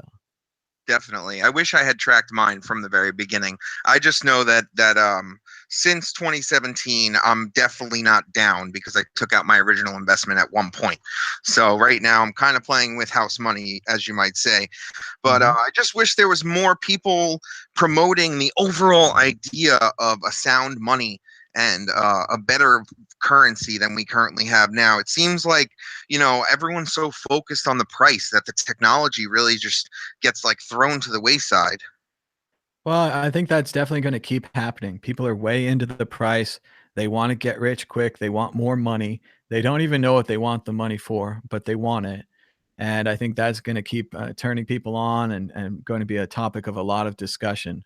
I think that, like you said, with the sound money, the real issue there is that people think that we're still on the gold standard and that people just don't have any kind of knowledge or interest in having the knowledge in how money is made, how the Federal Reserve works. I can kind of see their point. It doesn't really affect your life. I mean, it does, like your savings goes down and so forth. But if you're just, working a normal job, you don't need to know how the Fed works and you need to know how the stock market and all these other things work. But if you're not, and if you want to know about Bitcoin, I think the first part of it comes from explaining the Federal Reserve, and then they kind of their eyes glass over and they don't really want to hear about Bitcoin anymore. So and that can the be market tough. right now isn't doing very well under Trump and the trade war with China, as people are saying right now. And I'm in a lot of crypto groups that are slowly transferring money out of exchanges and out of their Coinbase into Fidelity for more traditional investments. I was wondering how you felt about the traditional markets right now. Well, it's tough to go back to the traditional markets after you've done Bitcoin.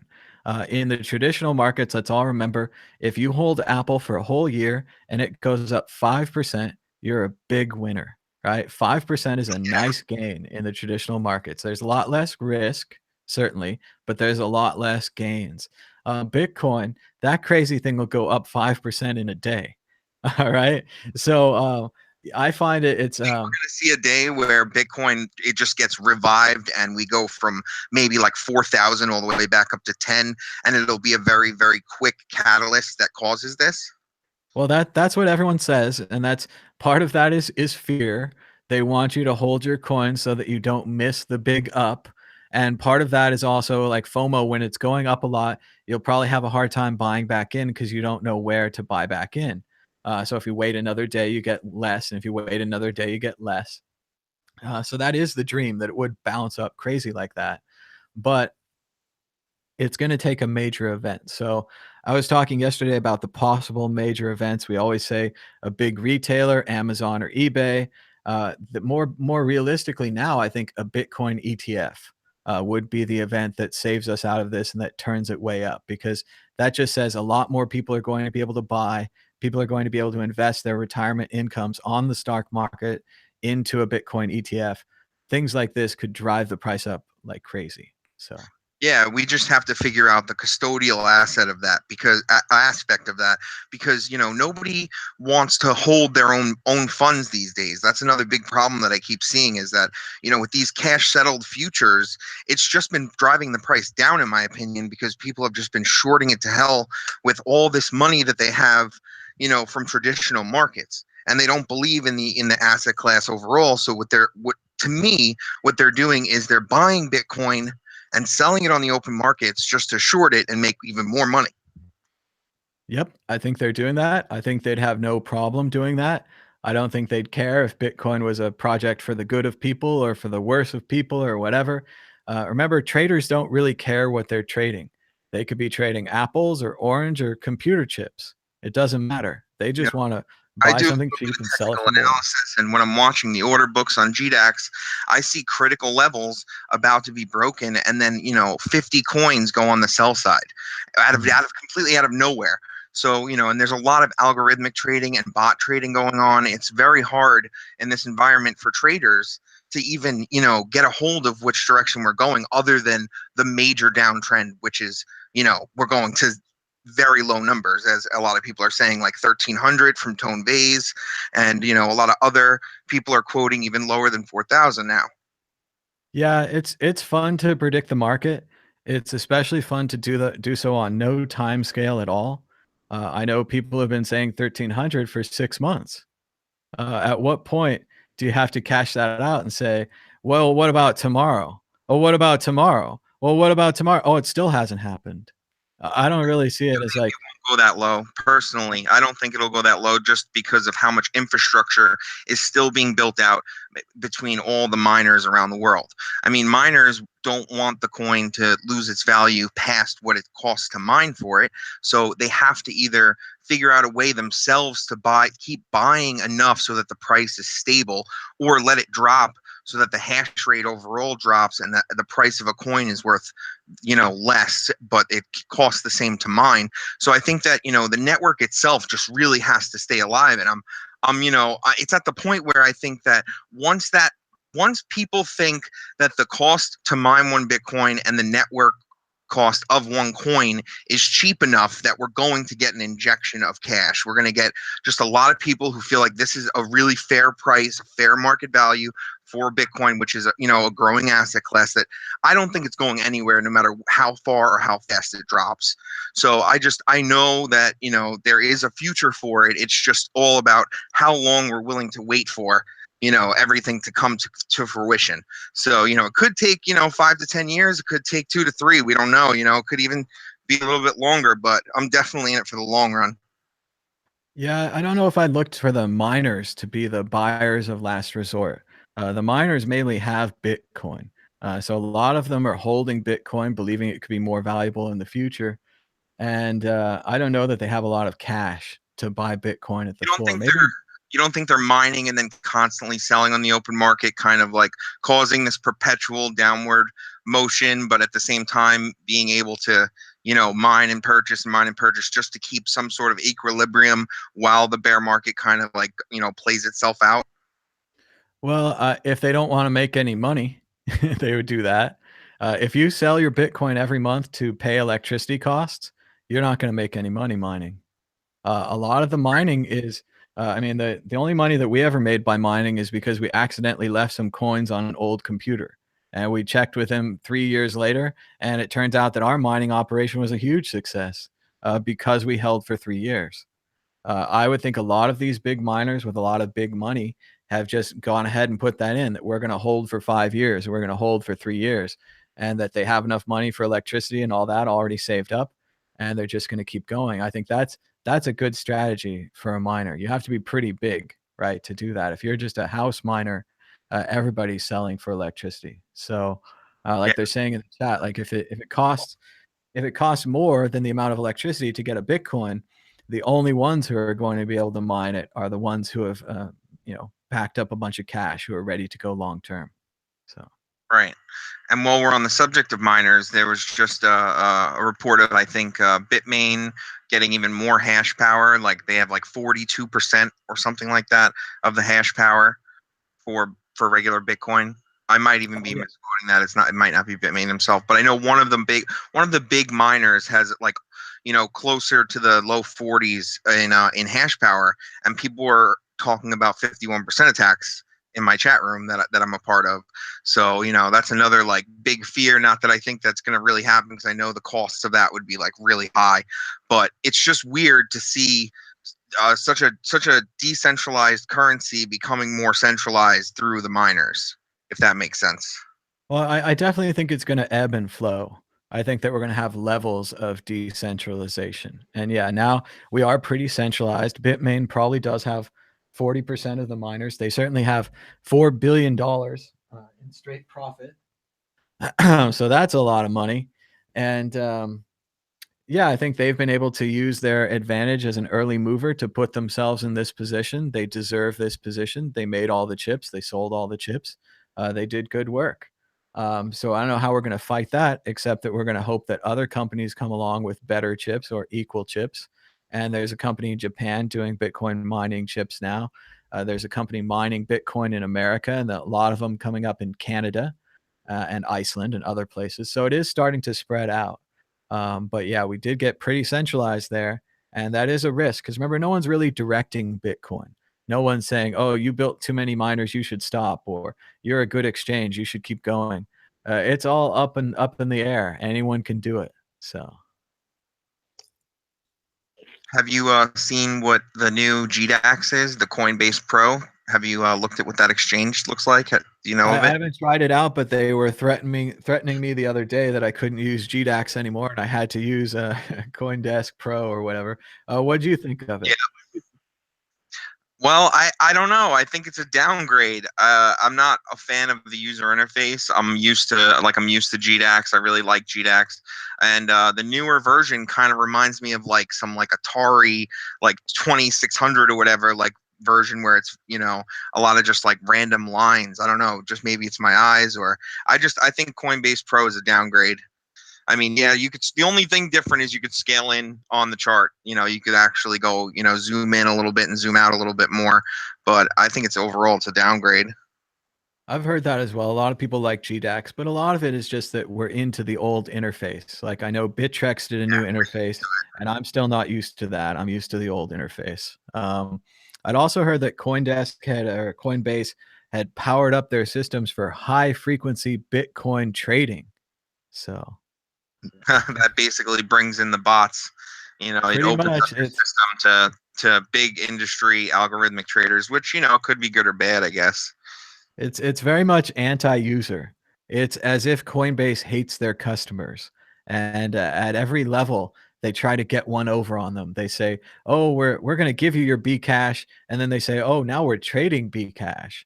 And then they didn't add Ripple, or they add Ethereum Classic or all these other altcoins, and they're like, "You don't know anything about Bitcoin, so instead of just giving you what you want, we're going to make you choose between 4 random altcoins and Bitcoin to see if you get the right one." It's kind of like in that third Indiana Jones movie when they had all the other cups of Christ, all the other holy grails, and you had to choose from one. You're just a jerk. Like Coinbase, you're a jerk. Like people don't know anything about Bitcoin. You're like, pick a card, any card. I'm like, why are you doing that? Like in 10 years from now, you think people are going to look back on Coinbase and be like, oh, I wish I'd bought Ethereum Classic instead of Bitcoin. Yeah, no, I don't think so. And if Coinbase thinks that, No. they're wildly misguided. I mean, it's just they just want the money. They just want the fees. Well, Brian Armstrong, he's a big fan of Ethereum and all their ERC20 tokens because they just see the dollar signs, you know. And for every ERC20 token that they add, I'm sure they make more and more money. You know, that's what I have to believe. You know, and there are other fiat on-ramp apps coming out. I know of a few. I won't even say names, but you know, I think once people start, you know, investing all their money into some of these coins that eventually, because there is so little use case for them, you know, fail, that's when we're going to have more of an awakening to, wow, Bitcoin is, you know, even though it is older and it has 10-minute blocks and it's not, maybe it doesn't have all these fancy features, but it is more secure in the long run. And I think that the store of value will hold up as, you know, the number one. I mean, I see the Bitcoin dominance going up every single day. So, you know, right now I think we're at like 42 or 43%, which, you know, I remember times when it was like 33%. And I was getting worried, you know, everyone was like, oh, is there going to be a flippening? Like, you know. I never thought it was less than 100%. I don't even look at those charts. Yeah, I watch CoinMarketCap quite a bit. Yeah, not worth it. But they're saying in the chat that Bittrex getting USD might hurt Coinbase's bottom line. Also, we have Square now, Square app on your phone or Cash app. You can buy Bitcoin directly through that. It's starting to get there. The Robinhood, you can buy Bitcoin on. You can I know also buy some altcoins. Ethos is planning to launch very soon. They haven't launched. They're in beta testing right now, but they're going to be a fiat on ramp for Bitcoin and for a bunch of other altcoins as well. So I know, like they're one I really, you know, I've looked into. I like both of the people that are working with them, you know, but you know, it's again, nobody knows what's going to succeed, and we'll see what happens when they actually launch. So I think that Coinbase eventually will lose dominance once we get better options and people who are just more honest about, you know, what investments are the better investments. I would still like to see a site where you could just go, put your credit card in, buy $20 worth of Bitcoin, maybe put $100 limit on it, and it would be like 3 steps. You'd be like, I want to get 20 bucks. Here's my credit card. Done. The problem with all these websites, when they add all these altcoins, they're really adding all this choice. And people don't need this choice. They don't have the information to make this choice. You say, oh, Bitcoin's $6,000 and this other one is $300.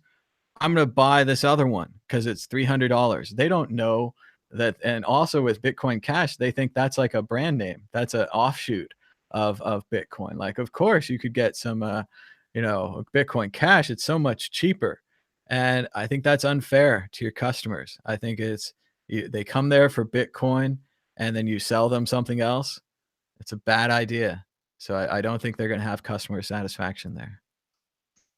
How do you feel about exchanges having their own coins, like Binance having its own coin and KuCoin and all the rest? Do you think Coinbase might be open to something like that in the future, or is that kind of more reserved for you know, people who aren't complying to all the regulations, so to speak?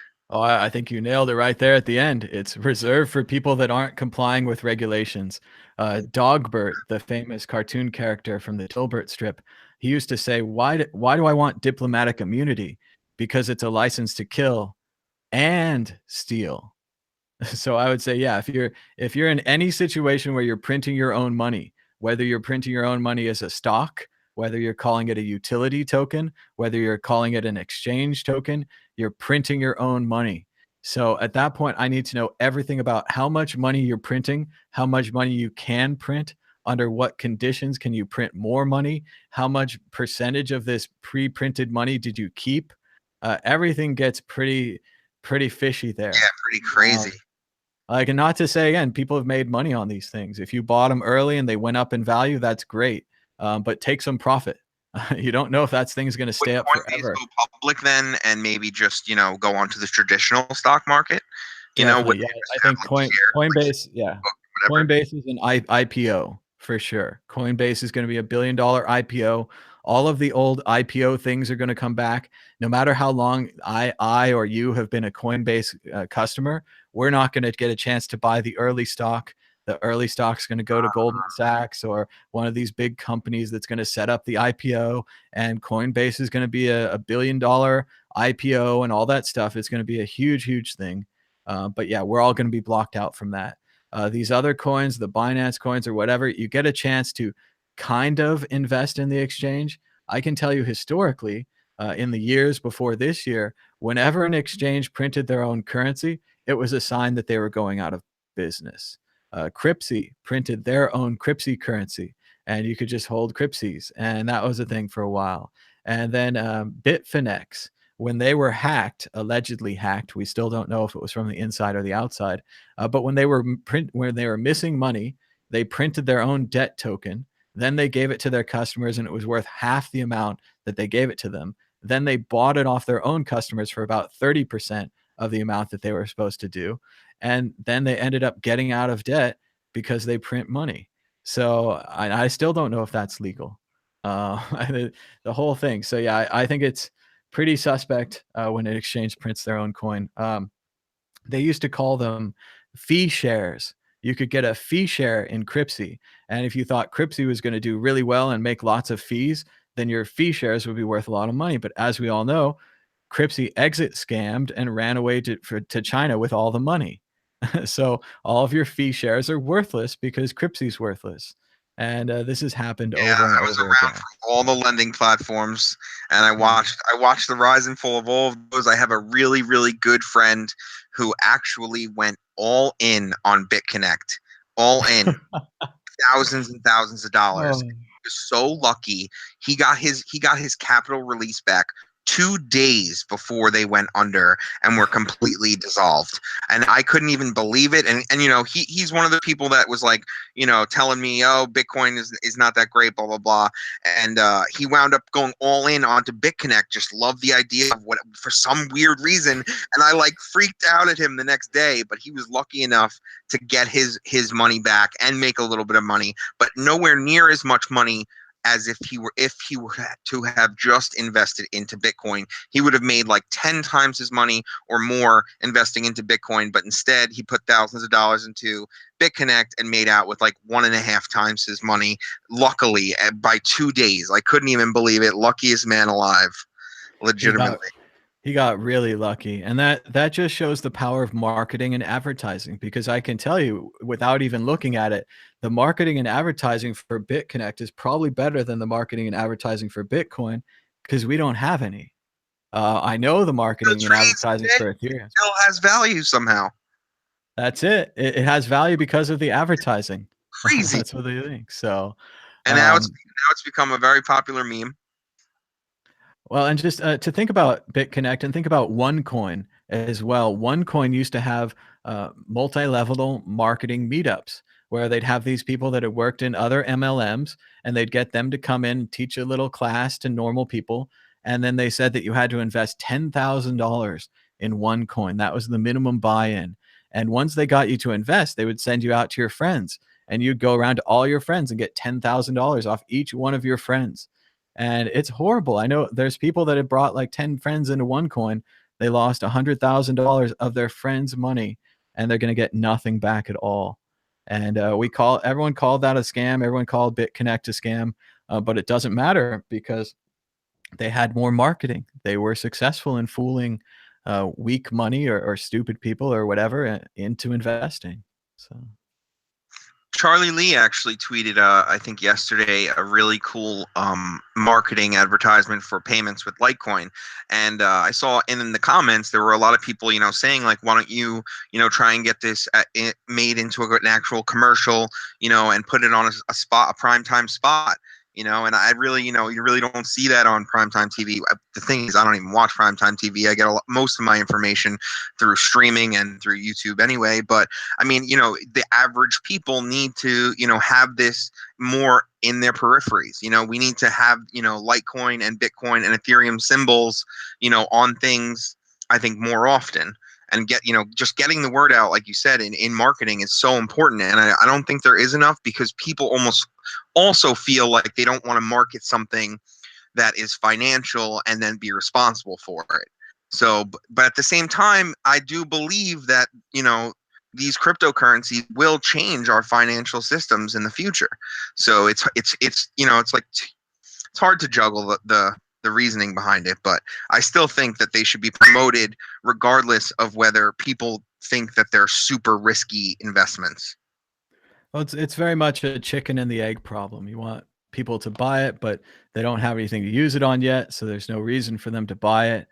It's also, we tried the merchant adoption thing with Bitcoin, and I saw something on Shark Tank recently that really reminded me about why merchant adoption for Bitcoin failed. And they said when you create a company on Shark Tank, that you should solve an existing problem. You shouldn't create a new problem and then provide the solution to that problem. So I think if I look at it right now, credit cards work great. ATM cards, dollars, cash. There's nothing wrong with a merchant checkout process in the current system. So I think it's going to be very difficult for Litecoin or Bitcoin or anyone else to win through merchant processing. If I look more at bank accounts, and I look at people getting charged fees for having no money in their bank account, and I look at bank accounts getting frozen by police officers, and I look at WikiLeaks being blocked and not able to take donations, that's more of a space for Bitcoin. And maybe it's a smaller space, and maybe we have to wait until we can grow into that merchant space where it becomes a no-brainer. But for right now, there's very much this chicken and egg type problem, that no one's going to use Bitcoin at a store because no one has any Bitcoin, and no one has any Bitcoin because they can't use it at the store. And I don't know how they're going to solve that. I wish the Litecoin guys the best, but I can tell you in the past, we got lots of businesses to take Bitcoin, and we got nobody that came back to shop there. So Yeah.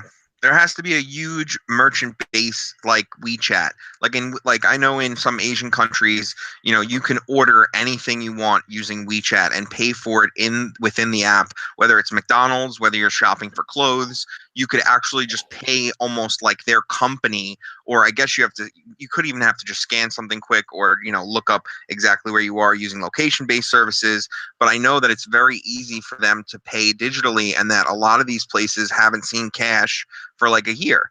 So we're moving in that direction, because of cell phones and the advancement of everyone getting the smartphones that they need to be able to process this stuff. So it's just a matter of time before that gets solved, I guess. And I also think we might need a total collapse of another country's fiat reserves, just like what happened in Venezuela and in Greece. These things are going to eventually happen, and who knows what could be the spark of that new system. it's like It's that, unfortunate that old systems kind of have to go down, but so that movie or that slogan, crisis is our brand, right? Crisis is good for Bitcoin. Merchant adoption, ETF, or a huge international crisis. When you're with Bitcoin, you can root both sides of the ball. So. Yeah, you're kind of protecting yourself by investing in something that's not affiliated with the regular system when you're in crypto.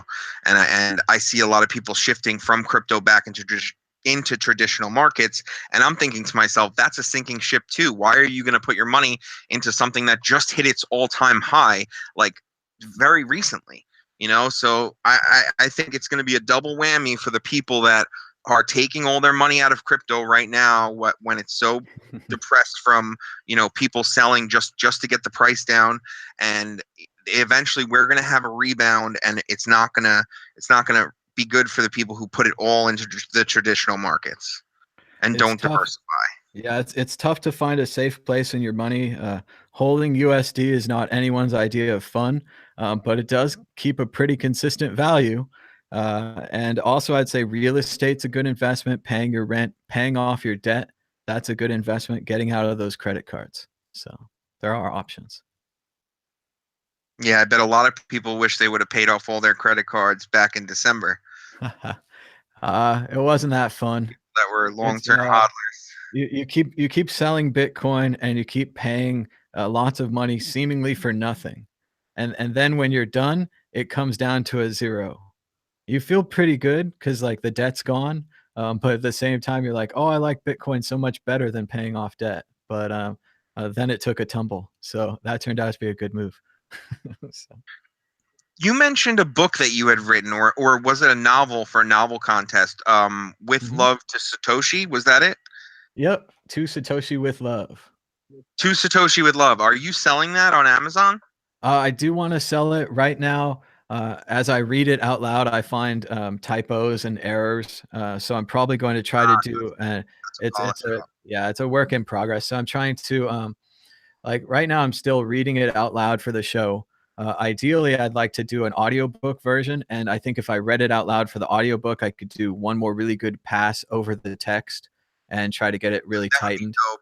That would, Yeah. honestly, I have to say, as a fan, that would be awesome. I would definitely get in on that. Well, thanks, man. Yeah, I'd like to get the audiobook out. Then I'm going to do a Kindle book and I'm going to do a paperback, and they'll be pretty cheap and everything. And I think it'll be fun. It'll be something to sell. And maybe if I go to a convention, I'll bring a handful of these and I can sign them and sell them or something. So it's just a fun thing. And it was just a fun little light story. So. And yeah, you've definitely got, a lot of followers, and you've been in this for years and years. I mean, I can't think of many other people that I recognize through all my research to be like a real OG. So I want you to know, like, it doesn't matter if you don't have, 1,000 Bitcoin to your name or whatever it takes these days to be, one of the real ones or whatever. But I respect what you do, and I really hope that you continue to do it, and know that there are a lot of people out there who appreciate it. And I thank you for your dedication, man. Well, thanks so much, man. And give us a call anytime. And yeah, I just really like doing this, and I wanted to do it back in the day. No one was talking about Bitcoin and having fun with it, and I thought we could have some fun with it with Mad Bitcoins. And then I started the Bitcoin group so I could have like a weekly hangout group. And then we started the World Crypto Network so we could do these kind of live shows whenever anything happens, and we could try to work together as a team to spread this thing. And it's been really good. I really enjoy it.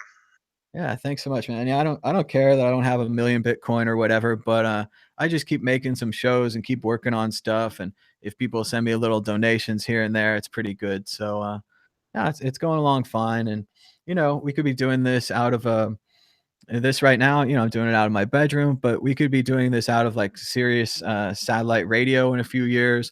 Podcasting could really come through. This could be a big podcast like Joe Rogan Experience or something like that. I think there's a Have lot you of guys good ever places. reached out to him? I know Um, that Andreas has been on Joe Rogan, I think twice already. yeah, I think, well, I'd love to go on Joe Rogan just to hang out with him and chat with him. I think he's a really interesting guy. But yeah, Andreas is probably a good pick to get him the knowledge on Bitcoin. But if he was more interested, maybe the Bitcoin community, I'd be glad to talk about that. So. Definitely. Well, I'm going to give someone else a chance to call in. I really enjoy these shows, and I'll definitely be calling in sometime soon to chat with you, because it's awesome to just hear, all your points of view. Well, that'd be great, man. Give us a call anytime. Thanks so much. Have a great rest of your day, man. All right. And thanks so much, everybody, for the calls. We did have a little bit more time, but I do have to go to a doctor's appointment. I don't want to go to a doctor's appointment, but I am going to go because that's the right thing to do. And then I'll get healthier and then I'll feel better. So thanks so much for watching. The price of Bitcoin is $6,178. Be sure to subscribe down below. Give us a thumbs up. Those are free. If you subscribe, put the bell on for notifications. And if you want to track Mad Bitcoins on Twitter, I usually announce these things on Mad Bitcoins or World Crypto Network on Twitter. And thanks so much for watching. They're giving me health tips in the chat. They said Crypto Daddy's going to the doctor too. They say turmeric and cayenne pepper are good. And yeah, everybody take care of yourselves. Go to the doctor. Go to the dentist. Go to the gym. You don't want to do any of these things, but maybe if you stop looking at the charts for a while, you could do that. And then the charts will still be there when you get back. So thanks so much for watching. Until next time, bye-bye.